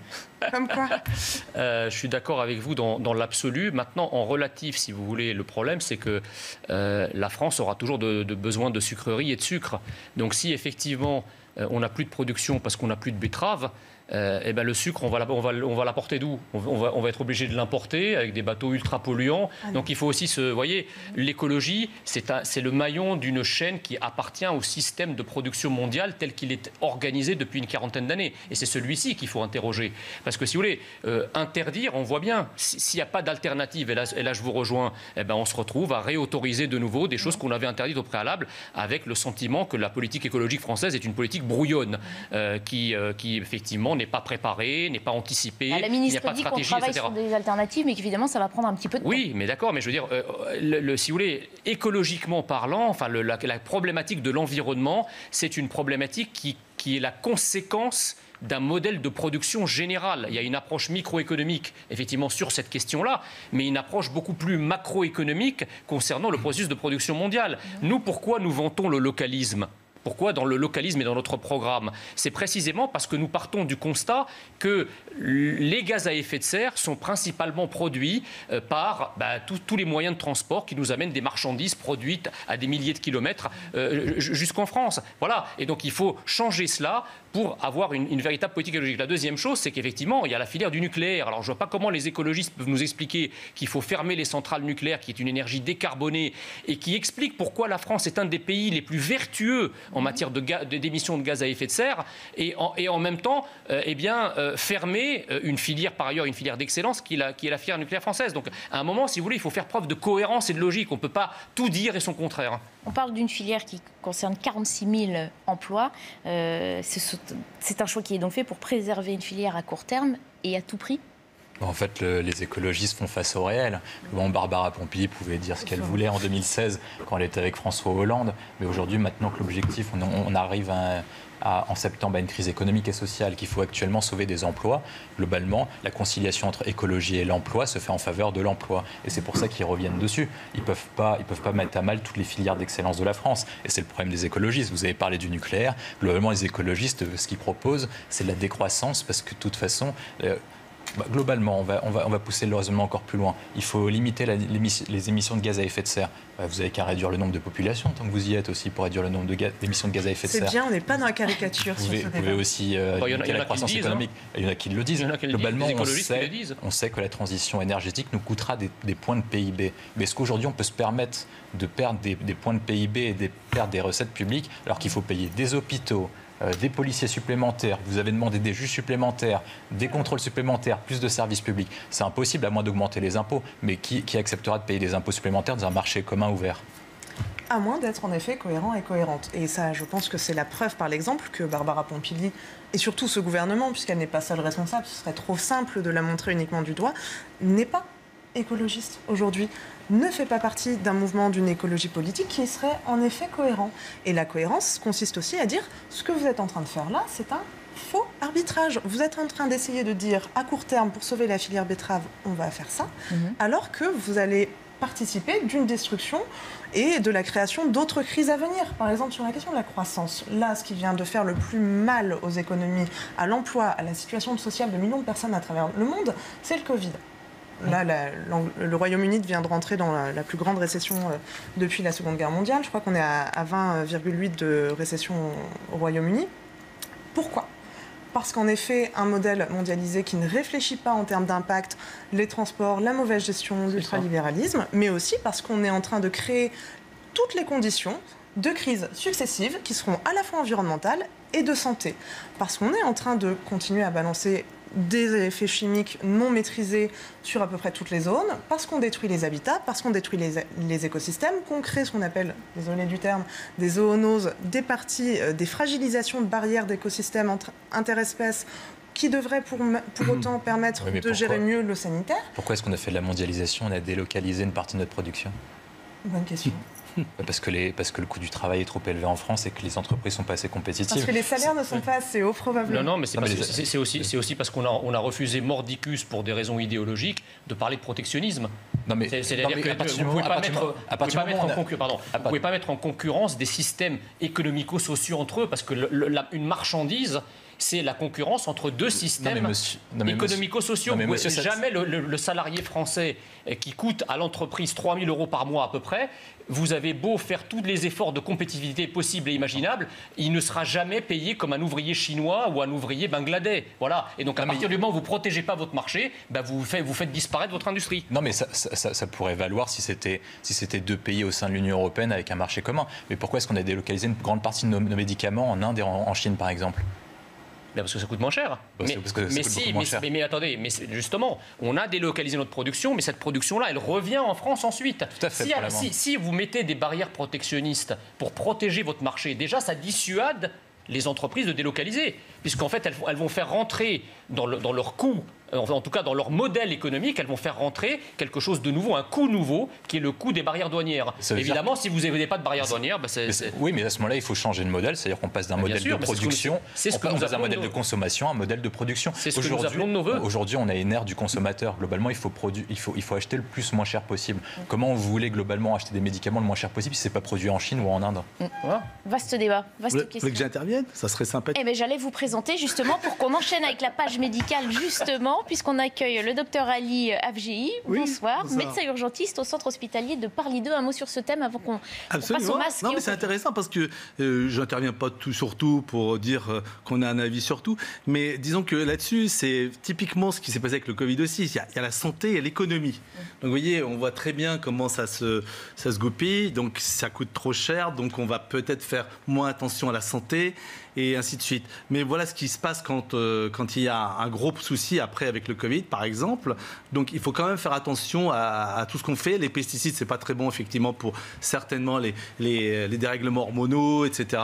Pour beaucoup de choses. Mais je ne serai pas négatif, moi. Je serai très positif en vous disant ce que m'avait appris mon père, je crois, sur Sukarno, qui était un des premiers ministres de l'Indonésie dans les années 60-70, je ne me rappelle plus. C'est quand il y a une bouche à nourrir, il y a 2 mains pour travailler. Et donc, c'est plutôt positif. C'est pas parce qu'il y a une surpopulation. Nicolas Sarkozy a fait une très bonne analyse là-dessus, sur le travail. Donc, la population qui augmente, oui, mais moi je compte sur l'innovation, la science, pour qu'il y ait des pesticides qui ne soient pas nocifs, que nous réussissions à vaincre le virus, etc. Donc ça, on l'oublie souvent de le préciser pour notre population. Ne soyons pas tristes, ne soyons pas négatifs, soyons positifs. Nous allons gagner et nous allons créer de nouvelles choses, comme nous avons créé de belles choses aussi, des moins bonnes aussi. Mais en tout cas, je suis persuadé que l'innovation et la science peuvent mettre tout le monde d'accord. Mais il faut augmenter nos dépenses de R&D. Mais oui, tout à fait. C'est la seule chose qui compte pour moi. En tout cas, merci docteur pour cette transition toute trouvée entre les pesticides et le port du masque en France. C'était pas évident, mais vous nous l'avez fourni. La question de ce soir, c'est: faut-il généraliser le masque en entreprise? Oui, dit le professeur Eric Combe. Il est connu pour ne pas avoir sa langue dans sa poche. Ce chef du service des maladies infectieuses à la Pitié-Salpêtrière, il a soulevé 2 incohérences aujourd'hui, selon lui, dans les consignes données en ce moment dans le pays. La première concerne donc le monde du travail. On l'écoute. On sait où sont les clusters. 50% des clusters sont dans des entreprises médicales ou non médicales. Les hôpitaux, c'est environ 10% des clusters. Les établissements médico-sociaux, les EHPAD, 20%. Et les entreprises privées, 20%. Rend donc le masque obligatoire dans tous les lieux clos, dont les entreprises privées. Alors, on rappelle que le protocole sanitaire en entreprise a été allégé avant l'été. Il va donc falloir faire marche arrière. Qu'en pensez-vous, docteur? Alors, ils ont déjà des protocoles qui sont valables, et je suis absolument d'accord avec le professeur Combe. C'est que, en fait, les clusters ou les foyers, où est-ce qu'ils apparaissent? C'est pas dans la rue, généralement. C'est dans les endroits clos, fermés. Encore une fois, je rappelle que le virus doit arriver en nombre suffisant. Enfin, c'est une image, bien sûr. Et puis, il y a un délai pour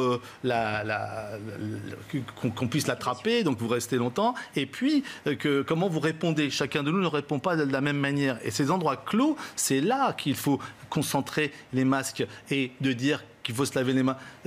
Ça fait bien. On s'est trompé de bataille? Écoutez, là, je pense qu'il n'y a pas de démonstration scientifique pour dire qu'on l'attrape dans la rue. Voilà, quoi, en fait... non, mais vous êtes en train de nous dire que, du coup, la généralisation du port du masque en extérieur n'est pas bien utile. Écoutez, moi, c'est ce que je pense. Mais enfin, après, il faut faire des règles, et que tout le monde aime bien les règles. Donc, on va faire des règles. Mais si vous voulez, au lieu de faire ça, on n'a qu'à mettre tout en rouge, ce sera plus simple. Et puis, ou alors, essayer d'élever les consciences, leur dire que voilà, il faut que, vous voyez, quand vous êtes tout près de quelqu'un de vulnérable, quand vous êtes en train d'avoir un endroit clos, de la famille, etc., mettez le masque. En fait, je pense aussi qu'il peut y avoir un truc contraire, c'est-à-dire que les jeunes, vous savez, ils font déjà toujours ce qui est interdit, donc encore plus, là, si vous leur interdisez à l'extérieur, les jeunes dont je fais partie, bien sûr, et quand on est à l'intérieur, on l'enlève. Mais c'est normal, parce que c'est la vie sociale, donc il y a la faisabilité et l'efficacité. Donc voyons les choses d'une manière analytique, c'est-à-dire Pourquoi on fait ça? On fait ça parce qu'on pense qu'il y a de l'aérosolisation. Or, il n'a pas été prouvé que l'aérosolisation qui est dans la rue peut transmettre, faire des foyers. En revanche, vous savez, on est tous à côté l'un de l'autre dans un café, on est en train de manger, et puis on se lève, on prend le masque. C'est pas logique, vous voyez ce que je veux dire? Enfin, maintenant... C'est le moins qu'on puisse dire, c'est ce qu'on dit depuis le début de la semaine, et l'apparition de ces cartes plus ou moins compréhensibles pour les Français. C'est très étonnant, si vous voulez, parce qu'on assiste, et vous venez de le rappeler, à une forme de pagaille, en fait, dans l'application des règles s'agissant de la lutte contre le Covid. Alors, on a l'exemple de Paris, où vous avez certaines rues où il faut porter le masque, d'autres rues adjacentes où vous pouvez ne pas le porter. Il n'y a aucune signalétique, donc les gens ne savent pas quelles sont les rues. Il faut se balader avec sa carte à la main. Enfin bref. Et donc je ne comprends pas, si vous voulez, déjà qu'on mette un peu d'ordre dans la politique sanitaire au niveau de l'espace public, avant de chercher de nouveaux, de nouveaux domaines, de nouvelles sphères où l'appliquer. Déjà, si Sauf on pouvait... si les foyers se révèlent plus importants dans ces autres sphères. Justement. Alors le problème, si vous voulez, c'est que quand on dit l'entreprise, ça ne veut rien dire, parce que l'entreprise, c'est un mot générique qui recouvre des réalités tout à fait différentes. La différence entre un mot... Non, mais l'entreprise, c'est pas ça. Entreprise publique ou privée. Oui, mais c'est pas assez, parce que c'est quoi la différence entre une entreprise qui se situe dans une tour de la Défense, dans le quartier de la Défense, et une entreprise de bâtiment où les gens travaillent à l'extérieur? C'est pas du tout.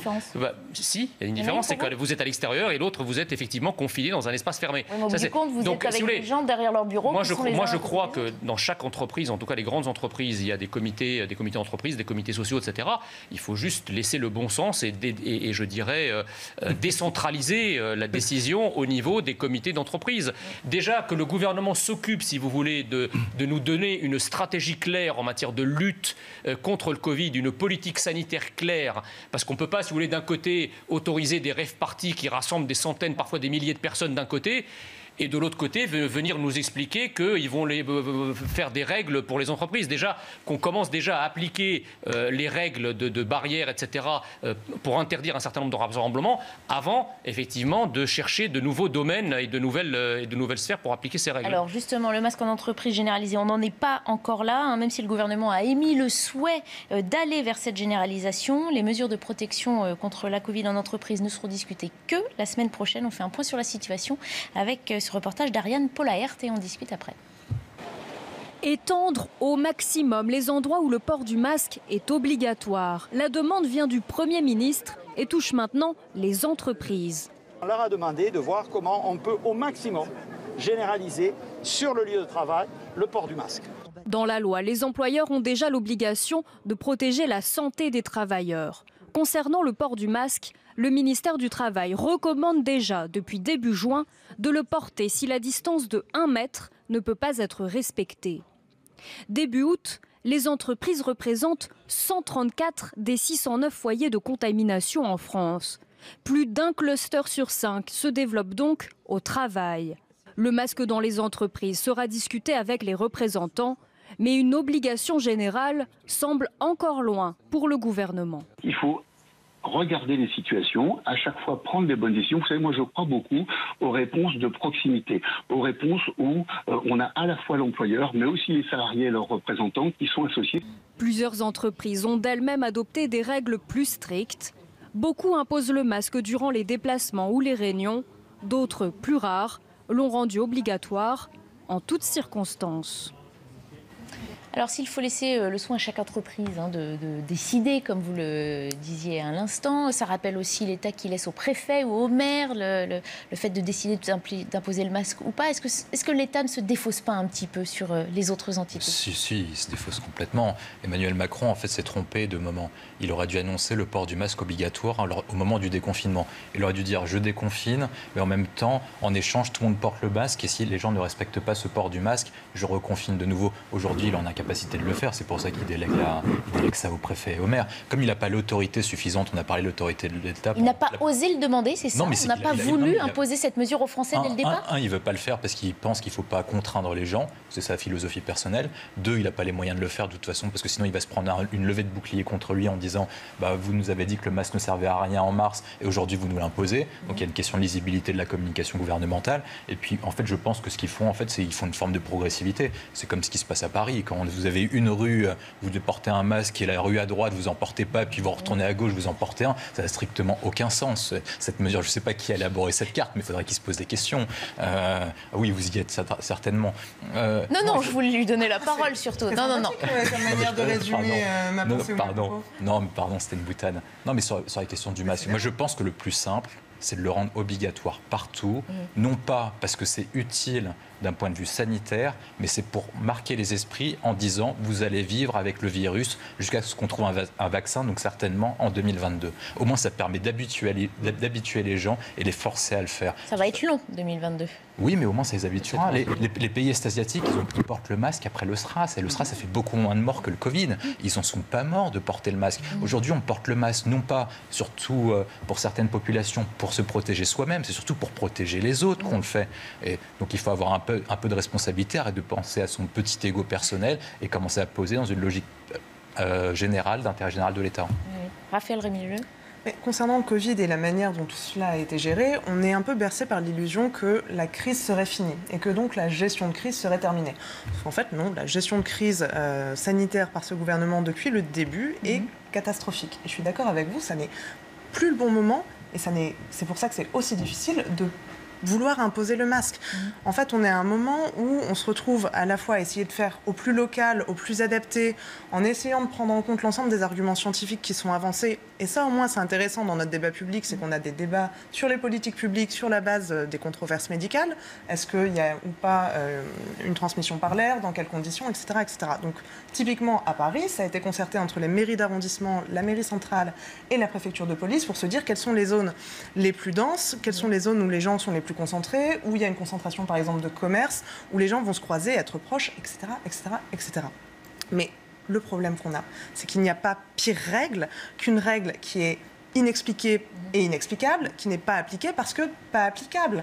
Et c'est typiquement ça, aujourd'hui, la question du masque. Alors, ce qu'on a besoin de dire aux gens, c'est porter le masque un maximum, tant que vous le pouvez, partout où vous le pouvez. Oui, mais on n'a pas osé le dire aux Français. Alors, vous disiez, William Tay, qu'on ne voulait pas imposer une mesure aux Français. Il n'empêche que les Français sont bien restés chez eux pendant 2 mois sans moufter. Oui, mais permettez l'expression. Oui, parce que là, l'utilité du confinement était beaucoup moins en cause que l'utilité du masque. Et là, en effet, on a un problème de chronologie et d'historique dans la gestion de cette crise. On a dit aux gens que le masque n'était pas utile. Et ça, c'est catastrophique. Et donc là, finalement, on doit passer dans une culture de la prévention, de respect des gestes barrières, de port du masque, de lavage des mains, de lavage des surfaces.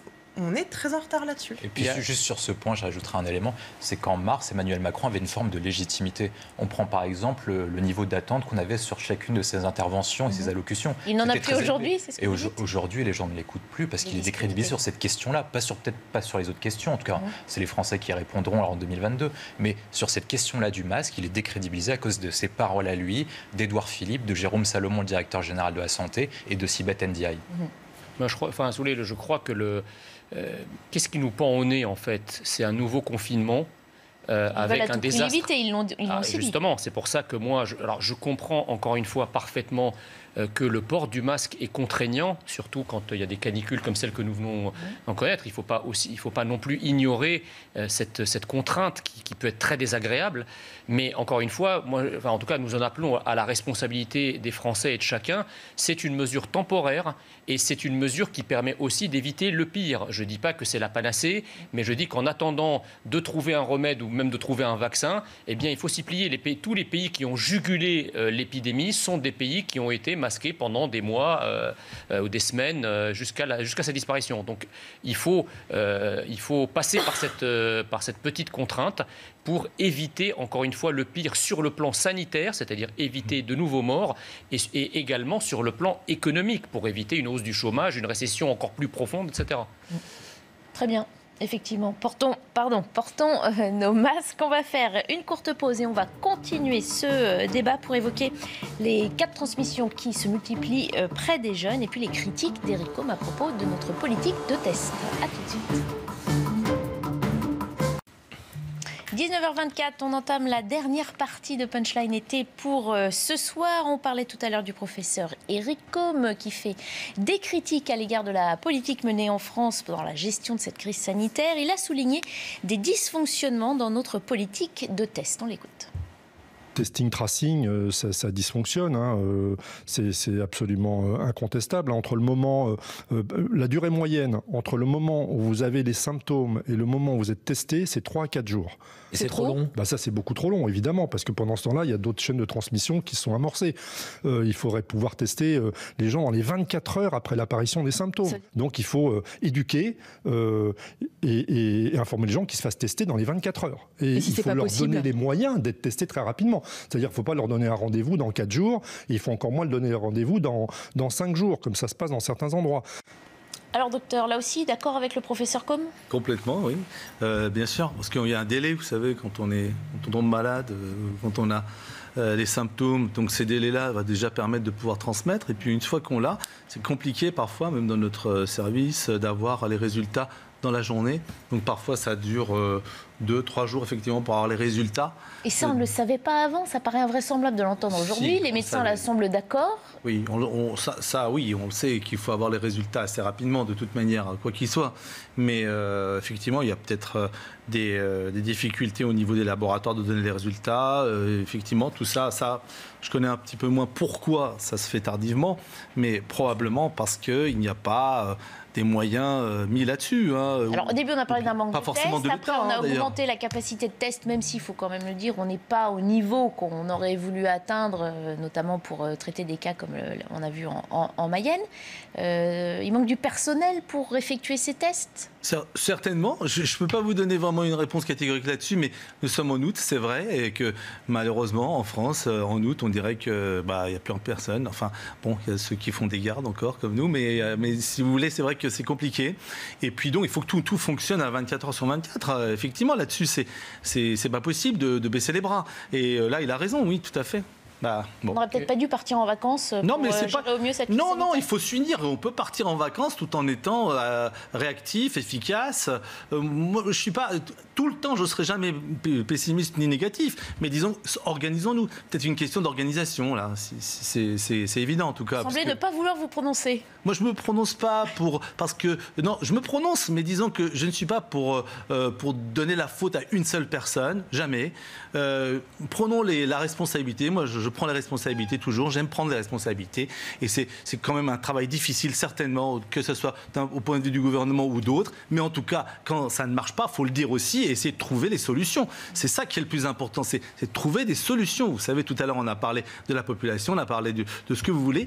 C'est pas la critique est facile, mais il faut toujours une critique qui propose quelque chose. Parlons-en. On a parlé au début de la crise d'une mauvaise collaboration public-privé en ce qui concernait les places d'hôpitaux. Oui, alors pour les laboratoires publics-privés, bien placé pour le dire, c'est complètement peut-on aller chercher du personnel un peu plus loin que... Mais oui, il faut mettre les moyens en commun, et ça, il y a vraiment... Non, mais en France, on a un problème effectivement d'inertie de public-privé, etc. C'est incompréhensible, que ce soit pour les tests, que ce soit pour l'invention, l'innovation, etc. Et ça, c'est dommage, parce que effectivement, il y a des bonnes volontés partout. Et moi, par exemple, quand vous parlez du service public, moi, je dis pas ça. Moi, je dis c'est au service du public. Alors, on a l'impression que certains font la distinction au sein de votre profession. Pardon ? On a pourtant l'impression que certains au sein de votre profession font la différence. Oui, ils font la différence. Il n'y a pas les praticiens d'en face. Non, mais là, je suis. Je rentrerai pas non plus dans ce débat-là, parce que moi, je considère qu'on est une seule famille en France, et en plus au niveau de la médecine, et qu'il faut que des gens comme moi éventuellement, ou comme ou d'autres comme Martin Blachier, etc. Nous faisions une union pour pouvoir avancer et élever un tout petit peu les consciences, aider les gens à ne pas angoisser. Et vous voyez, par exemple, vous dites qu'il faut vivre avec le virus. Encore une fois, elle ne s'est pas faite, cette union. Quand les laboratoires vétérinaires ont dit on ne nous a pas appelés pour participer, alors qu'on sait, nous, faire des tests à grande échelle parce qu'on les pratique au quotidien sur des bovins, pourquoi on ne nous appelle pas pour pratiquer? Parce qu'il y a beaucoup d'administration, parce qu'il y a beaucoup de règles, et il y a le fait du principe de précaution, toutes ces choses-là qui font que tout le monde a peur. Alors, tout le monde a peur de décider. Eh bien, parfois, dans l'urgence, il faut savoir décider et il faut aller de l'avant. Ça, malheureusement, 2-3% de la population, que ce soit maintenant ou avant, qui sont des gens comme ça. Et malheureusement, ça ne vous facilite pas la tâche, vous qui êtes au sein des patients. Mais je suis tout à fait d'accord avec vous. Vous savez, moi, à la veille du confinement, comme des millions de Français, j'ai entendu Emmanuel Macron nous répéter 15 fois « Nous sommes en guerre, nous sommes en guerre, nous sommes en guerre ». Bon, une fois qu'on a dit ça et qu'on a martelé ça avec le visage fermé et l'air martial, qu'est-ce qui s'est passé après ? Enfin, moi, j'ai appris que quand on était dans une guerre, on se donnait les moyens de la guerre. Et les moyens de la guerre, par définition, sont des moyens exorbitants du droit commun. C'est-à-dire qu'il faut réquisitionner, il faut orienter, il faut avoir une stratégie, il faut produire. On a des entreprises pour produire des masques, des tests, etc. Il fallait les réquisitionner, il fallait un plan de route, il fallait un plan tout court. C'est ça, une guerre. Le problème, si vous voulez, c'est que nous vivons sous un système qui, aujourd'hui, est incarné par Emmanuel Macron, qui hier était incarné par François Hollande, et qui, en fait, face à l'insécurité, que ce soit l'insécurité pour des affaires terroristes quand la France a été frappée, ou que ce soit l'insécurité sanitaire, on nous dit à chaque fois qu'on est en guerre, mais nous n'avons ni les généraux, ni encore moins le commandement qui assure les moyens et la stratégie de la guerre. Et donc, effectivement, pour le terrorisme, on l'a dit, nous sommes en guerre contre le terrorisme, ben, on n'a rien fait, c'est-à-dire qu'on n'a pas fermé les mosquées salafistes, on n'a pas expulsé les radicalisés, etc. Et pour la guerre sanitaire... C'est pas le même débat.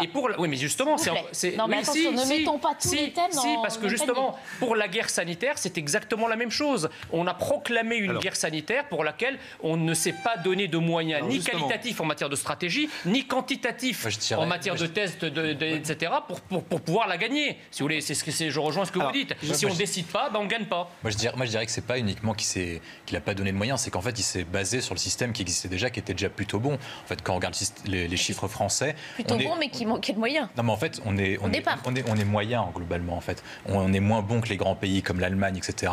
Mais en fait, on fait mieux que les pays où c'est catastrophique, comme l'Italie et l'Espagne. Du coup, en fait, il y a toujours meilleur et... Non, mais il ne faut pas parler comme ça. Quand on prend le système français, en fait, c'est un système qui est qualitatif. Il n'est pas fait pour avoir des... En termes de santé publique, en termes de santé publique, de pandémie, pour moi, médecin, c'est pas... On ne peut pas admettre qu'il y a des gens qui font moins bien ou mieux. Il faut s'entraider, tout simplement. Mais je voudrais quand même amener sur la sémantique. C'est une erreur d'avoir dit, je pense à mon avis, que c'était une guerre. Moi, j'ai toujours dit que c'était un combat. D'ailleurs, les Allemands l'ont dit. C'est un combat. Parce que la guerre, c'est entre les hommes. Et là, c'est contre un virus. Donc ça ne peut pas être une guerre, déjà. Par définition. Non, c'est une guerre, c'est entre des hommes. Vous combattez un ennemi. Vous combattez un ennemi invisible, mais c'est un ennemi. Non, c'est un combat contre le virus. Pourquoi sémantiquement ? Le combat, ça fait unir tout le monde. La guerre, ça divise. Deuxième chose, on dit on va vivre avec le virus. Là encore, erreur sémantique. On ne vit pas avec le virus. On vit avec le terrorisme. Attendez que je termine. On vit avec des hommes. On vit entre nous. Donc il faut tout faire pour que nous puissions vivre ensemble. D'où comment porter les masques, d'où comment on peut avoir une distance. Mais si on commence à dire on va vivre avec le virus, tout le monde d'abord, vous déprimez déjà la moitié de la population, c'est pas une bonne chose.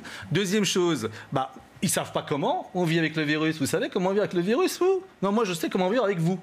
C'est-à-dire que vous êtes peut-être, vous savez, faible, vous avez de l'hypertension, etc. Je vais faire attention à vous. Vous êtes un enfant, voilà, le port du masque en courant, c'est peut-être pas utile et ainsi de suite. Donc vous voyez, ces sémantiques-là sont très importantes. C'est pour ça que je dis santé, économie et psychologie. Alors du côté psychologique, à mon avis, on a été quand même un petit peu nul là-dessus. Moi, je nuancerais ce qui a été dit. Quand on prend globalement les chiffres français, je rejoindrai plutôt ce que vous avez dit tout à l'heure, c'est globalement, on n'a pas les moyens en fait de cette guerre. Pourquoi est-ce qu'on est obligé de respecter les gestes barrières et qu'on est obligé moi, je prends cette sémantique-là. Mais non. Si, je la prends. C'est la sémantique du président. Écoutez, d'abord que c'est le président, c'est la raison. C'est le représentant de la nation. Il déclare qu'on est en guerre. On est en guerre. Mais un combat, c'est beaucoup mieux. Je vous assure. Il aurait fallu un vote au Parlement. Ensuite, il a la majorité de toute façon. Vous êtes décidément très taquin. Mais non, mais je suis sûr que le président est d'accord avec moi parce qu'il sait qu'il faut unir la population. Quand on prend, pourquoi est-ce qu'on est obligé de respecter les gestes barrières ? On est obligé d'imposer le port du masque obligatoire à toute la population, même ceux qui n'en auraient pas besoin, notamment dans les zones rurales où il y a très peu de densité de population. C'est parce qu'on n'a pas les moyens de les soigner, en fait, les personnes. Si globalement on a une deuxième vague, en fait, on est en surcharge très rapidement, vu qu'on n'a que 5 000 lits de réanimation par rapport à l'Allemagne qu'on a 25 000. Quand on compare notre capacité de test, non seulement on fait moins de tests, on a des résultats beaucoup moins rapides que les Allemands, parce que globalement, quel est le problème ? Le problème, il est lointain, c'est qu'on n'est plus un pays industriel, on est ce qu'on appelle les pays nordiques, un pays du Club Med. Tout ce qu'on produit, c'est la consommation, etc. Et le terrorisme... Et on n'est pas prêt face à une crise. Le tourisme, et globalement, on est très content d'avoir tout ça. En fait, on se dit, c'est très bien, ce qui compte, c'est partir en vacances, tout va très bien, l'industrie, c'est nul, ça pollue, c'est mauvais, le nucléaire, c'est notre filière d'excellence, on la jette, tout est moisi. Et globalement, ça se passe comme ça. Si globalement, on était resté le pays du général de Gaulle, on va fêter bientôt son anniversaire. Un peu de nostalgie, attention, on va vous dire Raphaël Rémy-Leleu. Un pays avec une souveraineté industrielle. Le général de Gaulle vivre dans ce pays-là. Il repartirait, il émigrerait, le général de Gaulle, il ne resterait pas dans ce pays-là, c'est pas possible. Il aurait honte de ce pays. Non, mais il parle, monsieur, très justement, de notre souveraineté industrielle. Qui est remise en question avec cette crise. Pourquoi la Chine, si vous voulez, a su, alors que c'est un pays quand même qui est beaucoup plus grand, avec des possibilités de pandémie beaucoup plus importantes, il a quand même su juguler la pandémie parce que c'est un pays qui a à disposition, effectivement, les masques, les tests, etc. C'est un pays qui reste industriel. L'Allemagne, c'est pareil. Alors, je ne dis pas que c'est la seule cause, mais effectivement, la souveraineté sanitaire d'un pays participe de sa protection. Nous ne sommes plus un pays sanitairement souverain. Il faut avoir une réflexion sur la stratégie à mener. Je crois que le président de la République et le gouvernement l'ont dit. Il faut avoir une vraie réflexion sur des relocalisations de matériel, de médicaments qui sont des matériaux et des médicaments stratégiques pour la France. Parce que, si vous voulez, le problème, la philosophie, c'était de toute façon, on n'a pas besoin de produire en France parce que tout peut se trouver sur le marché mondial quand on le veut et à faible prix. Sauf que là, on a oublié. Personne s'attendait à. Sauf qu'on a oublié qu'effectivement, quand il y a une pandémie pareille, tous les pays ont besoin de la même chose au même moment. Et donc, effectivement, c'est les premiers arrivés, ceux qui sont prêts à payer le plus, qui sont les premiers servis. Ce qui n'est pas le cas de la France. On n'est plus un acteur stratégique. Globalement, Emmanuel Macron, c'est quelqu'un qui déclare la guerre sans avoir les moyens. C'est un peu Daladier avant la Seconde Guerre mondiale, en fait, cet homme-là. Mais c'est vrai, tout le monde le pense, mais personne ne le dit. C'est pour ça qu'il ne va pas se faire réélire en 2022 malgré tous ses actes. Il y a encore un peu tôt tout le monde le sait. Je ne suis pas certaine que tout le monde pense à Daladier, mais... c'est vrai qu'il est plus étudié maintenant. C'est l'inconscience, c'est l'âme de la France. Globalement, le problème, et vous l'avez souligné, c'est pourquoi est-ce qu'on ne se donne pas les moyens alors qu'on savait depuis mars qu'on aurait besoin de tests, de lits de réanimation. Pourquoi est-ce qu'au moins s'il ne peut pas les produire en France, il ne les a pas achetés pour les avoir en France? C'est achetable, on peut les acheter quelque part.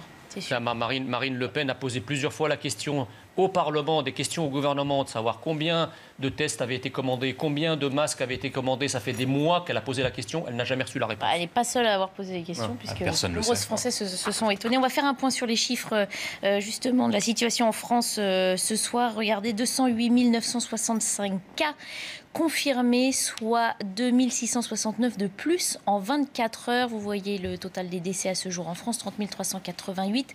4 864 hospitalisations, soit moins 27 en 24 heures, et 374 patients actuellement soignés en réanimation, moins 5 en 24 heures. Un élément qui apparaît de plus en plus clairement dans les statistiques, cette recrudescence touche davantage les moins de 45 ans, en particulier les jeunes entre 20 et 30 ans. Explication d'Ariane Pollard. Sorties entre amis, réunions familiales ou encore rassemblements culturels, des événements à risque pour la transmission du Covid-19. Le virus touche de plus en plus les moins de 45 ans, d'après les derniers chiffres de Santé publique France. Le nombre de cas augmente dans toutes les tranches d'âge, mais davantage chez les 15-44 ans, avec une augmentation de 45% début août. Elle n'est que de 4 à 5% chez les 75 ans et plus. En comparant les taux d'incidence début août, on voit que le virus se propage beaucoup plus rapidement chez les 15-44 ans, avec un taux d'incidence de plus de 19 pour 100 000 habitants. Chez les plus de 75 ans, l'indice est inférieur à 7. Des chiffres qui inquiètent le gouvernement. Nous disons aux jeunes, faites attention. Ce n'est pas un discours moralisateur pour empêcher les gens de vivre, mais on peut profiter de la vie en sauvegardant la vie. Ça implique d'avoir une responsabilité individuelle. Autre donnée importante, plus de la moitié des cas asymptomatiques concernent des personnes de 15 à 44 ans. Et puisque nous avons un médecin sur ce plateau, Dr Ali Afji, je vous pose la question, vous nous confirmez évidemment cette recrudescence chez les jeunes. Alors, effectivement, il y a plus de gens touchés, mais encore une fois, heureusement, il y a moins d'hospitalisés et moins de personnes décédées. Parce qu'on précise, puisque ce sont des jeunes, effectivement, il y a plus de cas, mais ça ne nécessite pas de les hospitaliser. Et que les personnes plus âgées sont effectivement plus protégées. Est-ce que ça veut dire qu'on n'a pas utilisé la bonne méthode et qu'on n'a toujours pas trouvé la bonne méthode pour sensibiliser justement les plus jeunes des risques de cette pandémie dès le début ? Alors bon, d'abord, on teste beaucoup plus. Faut parler de pourcentage par rapport aux tests et non pas uniquement le nombre de personnes. Mais bon, Ça, c'est un petit peu un détail épidémiologique, mais disons que les jeunes vont se faire beaucoup plus tester aussi que les personnes âgées. Ça, c'est fort possible aussi. Et deuxième chose, alors les jeunes ne sont pas en danger dans le même sens que les personnes âgées. Ça, c'est une réalité, donc c'est mondial, donc c'est déjà bien. Mais ce qui est le plus important, c'est le passage entre cette transmission qui pourrait se faire chez les personnes âgées et qui, après, va induire un dépassement des moyens au niveau de l'hôpital. Et s'il y a quelque chose d'important à faire passer, c'est pas les réprimander ni quoi que ce soit, de leur dire faites attention. Ce qu'a dit Olivier Véran, c'était pas mal là, pour la phrase. C'est-à-dire vraiment, on essaye de sauver les autres plutôt que de dire faites pas ci, faites pas ça. Et essayer de vraiment protéger les autres pour qu'il n'y ait pas un débordement au niveau de l'hôpital, parce que là, on serait vraiment très mal vu que c'est le mois d'août et septembre. Et ce qu'on craint aussi, c'est encore une fois octobre, novembre, où éventuellement d'autres rhumes, d'autres virus comme la grippe saisonnière, ça pourrait venir. Et là, il y aurait des gens qui auraient peur d'avoir le Covid en plus. Donc ça peut se surajouter et avoir des soucis au niveau des hôpitaux. Raphaël Rémy-Leleu, sur cette approche on va dire négligée peut-être au départ vers les jeunes qu'on a tenté de rattraper. On sent qu'on essaye de rattraper notre retard justement vis-à-vis notamment de cette population. On essaye de rattraper, le gouvernement essaye de rattraper tout son retard dans son absence de préparation et dans son absence aussi parfois de compréhension de la gravité de cette crise quand elle a démarré. Et donc on est en train aujourd'hui de faire passer des messages de santé publique de base parce qu'on ne l'a pas dit pendant des mois et des mois et des mois. On est en train aujourd'hui d'expliquer que oui, même si les jeunes sont par exemple beaucoup plus asymptomatiques, on a quand même des questions de respect des gestes barrières qui sont importantes parce qu'il y a des risques de contagion d'autres personnes qui, elles, peuvent être à risque. Et tout ça, finalement, moi je suis assez atterrée par tout le retard qu'on a pris. Et ça n'est pas tant... Moi je trouve ça assez facile de la part du gouvernement et de certains analystes quand on dit les jeunes pas assez vigilants. Mais les jeunes, finalement, ils ont aussi fait ce qu'on leur a dit et ils ont pris la mesure de la gravité selon ce qu'on leur a expliqué de la gravité de la situation, ce qui n'a pas été le cas jusqu'à présent. On a aussi dit que certains n'écoutaient pas ces consignes, se sentaient invincibles, comme c'est souvent le cas quand on est jeune, et faisaient des fêtes et ne se protégeaient pas. C'est tout le problème des informations contradictoires, de l'absence de consignes claires, bien expliquées, où on ne prend pas les gens pour des imbéciles, on leur explique quelles sont les conséquences des actions. Et tout ça, franchement, moi je pense qu'on a quand même un énorme chantier devant nous sur comment on va réinventer une communication aussi publique et politique sur la gestion des crises sanitaires, sur comment on fait passer des messages de prévention, sur comment ça va être mieux compris. Et que ça soit aujourd'hui sur la question des masques dans l'espace public, ou de comment on va faire pour... Parce que là, on parle beaucoup des jeunes. Là, au milieu du mois d'août, c'est assez simple de parler des jeunes parce qu'on parle des fêtes, on parle des soirées, on parle de la plage, tout ça. On est à un peu moins de 3 semaines de la rentrée scolaire. La situation dans les établissements scolaires et dans les universités, on est à un degré d'impréparation, c'est du jamais vu. Les jeunes scolarisés sont inquiets, les familles sont inquiètes. Et quand est-ce qu'on va répondre à ces questions-là ? Quand est-ce qu'on va arrêter de répondre uniquement dans l'urgence, mais qu'on va préparer la période qui s'ouvre devant nous ? Alors, vous parliez de pédagogie et de communication. Le gouvernement essaie de rattraper son retard en étant plus clair, à l'image de ce conseil mémotechnique donné par Olivier Véran hier soir pour mieux savoir quand nous devons porter le masque. Écoutez. Mais vous savez, il n'y a pas besoin d'obligation nécessairement en France pour qu'on puisse se protéger. Moi, il y a une règle des 4 points qu'on va appeler la règle A, B, C, D pour savoir quand il faut porter le masque.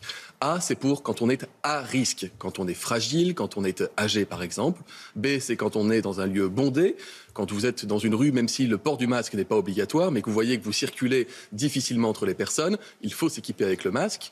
C, ce sont pour les endroits qui sont clos, quand vous êtes en intérieur avec d'autres personnes. Et puis D, c'est quand la distance est impossible à gérer. C'est-à-dire que vous ne pouvez pas rester à au moins 1 mètre des personnes. Avec des règles, avec une compréhension de l'utilité du masque, les Français sont capables de se protéger. D'ailleurs, ils sont très nombreux à le faire. Cela étant, nous avons donné la possibilité, partout où c'est décidé localement, de généraliser le port du masque, y compris à l'extérieur. Alors, on a déjà, au cours de cette crise sanitaire, reproché parfois au gouvernement d'infantiliser les Français. Est-ce que là, l'expression même ABCD ne prête pas à sourire. Finalement, je donne des excuses à monsieur le professeur. Je pense que le gouvernement a décidé qu'on n'était plus en guerre avec un discours comme ça. Enfin, c'est pas possible de tenir un discours comme ça. Le problème, quand on regarde les études, ceux qui ne portent le moins le masque, c'est ceux qui ont entre 25 et 44 ans. Comment ils peuvent se laisser convaincre par un discours comme ça? Allez mettre le Z contre la Zumba. C'est pas possible. A comme amateurisme, B comme brouhaha. Quand on parle de la communication gouvernementale entre la France et l'Espagne, on voit qu'on a été relativement épargné. La tonalité n'est pas du tout la même. La communication espagnole, c'est on voit quelqu'un en train de mourir et en train de dire si vous portez pas un masque, vous allez envoyer votre père ou votre grand-père à l'hôpital ou dans un cercueil. On est dans une communication qui est complètement différente. On n'a pas saisi la gravité. Je pense que globalement, et c'est là toute l'erreur a eu lieu, pour moi la date originale de l'erreur c'est le 11 mai, au sortir du confinement on n'a pas imposé le masque, on a dit globalement on déconfine, donc là on est en sortie de crise, le virus est derrière nous. Il faudra adopter la communication comme pour la sécurité routière. Mais de toute façon la communication ne peut pas tout faire, et la communication ne peut pas remplacer une politique, et ne serait-ce que, alors je suis d'accord avec vous, le côté ABCD c'est franchement ridicule, et moi je découvre la séquence, et vraiment c'est dur quoi, mais ne serait-ce qu'en termes de politique publique, mais c'est délirant de faire passer ce message-là aux gens. Est-ce que ce n'est pas tellement plus simple, plus efficace et plus responsable de dire partout où vous le pouvez, dès que vous le pouvez, portez le masque? Enfin, c'est quand même basique. Oui, c'est ça, mais je suis d'accord. Il y a un vrai problème de ce gouvernement fait des allers-retours en permanence entre son manque de préparation, sa manière d'essayer de rattraper le coup, et finalement, attendez, on va essayer de faire un truc un peu fun pour que... Il y a eu plein de choses qui ont été faites de manière assez pédagogique par Olivier Véran, même avant la crise sanitaire, ou même au tout début, quand il explicitait bien à quel point il fallait lutter contre la propagation du virus, y compris pour préserver le système de santé et la capacité de réponse et de soins. Et donc, qu'on travaille à de la pédagogie au sens où on essaye d'expliciter la politique publique et que ça passe par la communication, c'est très bien, ça sert à ça. Mais en fait, quand la politique publique est indigente, on peut mettre toute la communication qu'on veut, ça ne sauvera pas le... Oui, mais parce qu'il faut moi, je pense qu'il faut quand même de la coercition et de la discipline. Comment est-ce qu'on est arrivé à casser la première vague ? Je vous rappelle quand même qu'il n'y a pas si longtemps, on consacrait des heures d'antenne à décliner le nombre de morts, le nombre de cas en réanimation, etc. Comment est-ce qu'on est arrivé à casser ce processus ? Eh bien, par un confinement, c'est-à-dire une coercition qui a enfermé chacun chez soi, avec des règles très strictes. On pouvait sortir 1 heure, avec des autorisations, etc. C'est comme ça que ça marche. Si maintenant, si vous voulez... Vous êtes pour le retour de cette mesure ? Ah, pas du tout, mais je dis simplement que si... les cas continuent d'augmenter... Oui, mais justement, il faut faire preuve d'anticipation. Justement, il ne faut pas en arriver là. Et pour ne pas en arriver là, ce n'est pas en récitant A, B, C, D, E, F, G qu'on va y arriver, si vous voulez. Parce que les Français ne sont pas des imbéciles. Il faut leur donner une stratégie claire. Il faut faire preuve. Les Français ne sont pas au gouvernement. Ils ont un gouvernement qui est censé montrer le cap. Or, pour l'instant, le cap n'est pas montré.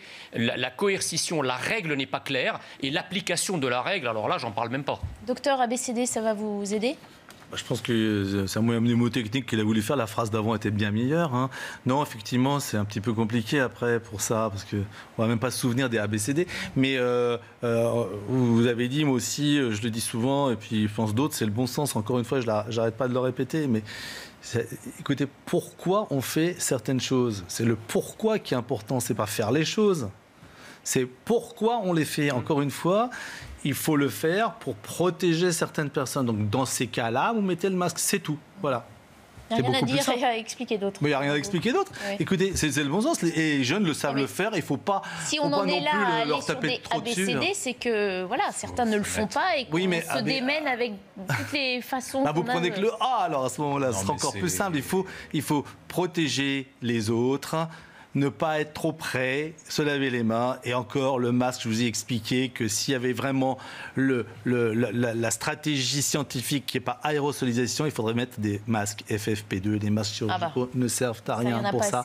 Non plus. Donc, écoutez, voilà, on vit un petit peu dans un rêve, un petit peu. Et soyons unis encore une fois. Arrêtons de nous déchirer. Optimistes, on va y arriver. Un dernier mot pour vous dire aussi qu'une nouvelle liste est apparue avec 32 pays désormais et non plus 16, à l'arrivée desquels désormais les passagers sont soumis à un test PCR sur le sol français. C'est vrai qu'on avait on reproche encore à la France de ne pas assez surveiller justement les passagers qui arrivent. On fait une comparaison, l'Allemagne a mis 160 pays et nous 32.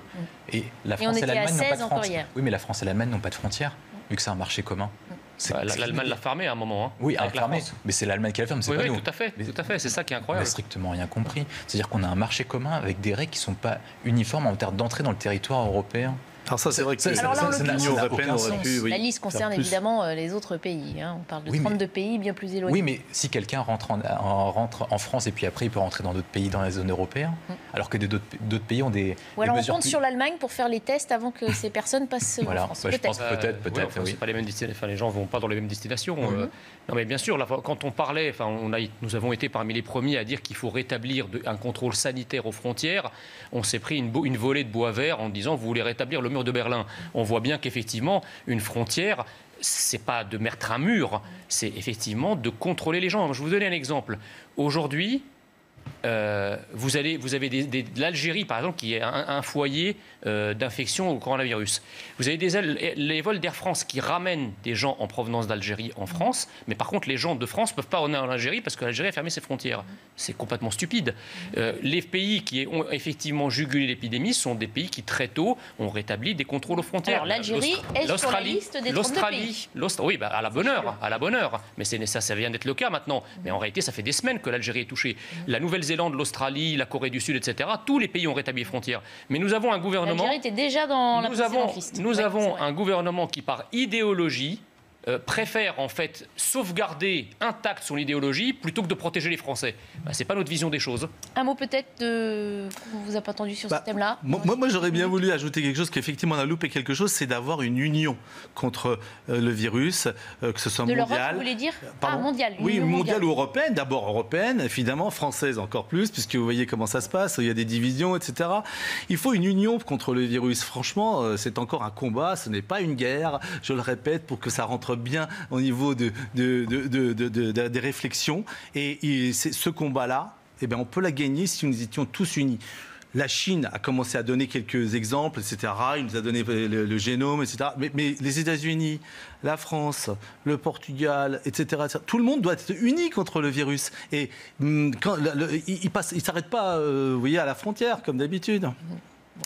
Donc, si vous arrêtez les gens, ils s'arrêtent. Hein. Le virus, il n'a pas des ailes pour passer les frontières. Non, mais vous pouvez arrêter le virus autrement que en arrêtant les gens.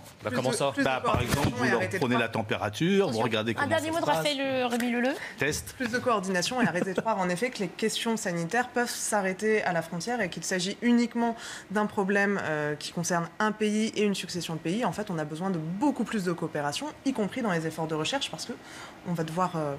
affronter ou en tout cas essayer de soigner et de se prémunir contre ce virus pendant encore un certain nombre d'années. Il faut créer un comité européen pour la santé au cas de pandémie ou au cas d'autres catastrophes, parce qu'il va y en avoir d'autres. Merci en tout cas à vous tous pour toutes vos idées, tous vos conseils. Merci de nous avoir suivis. On se retrouve demain à partir de 55.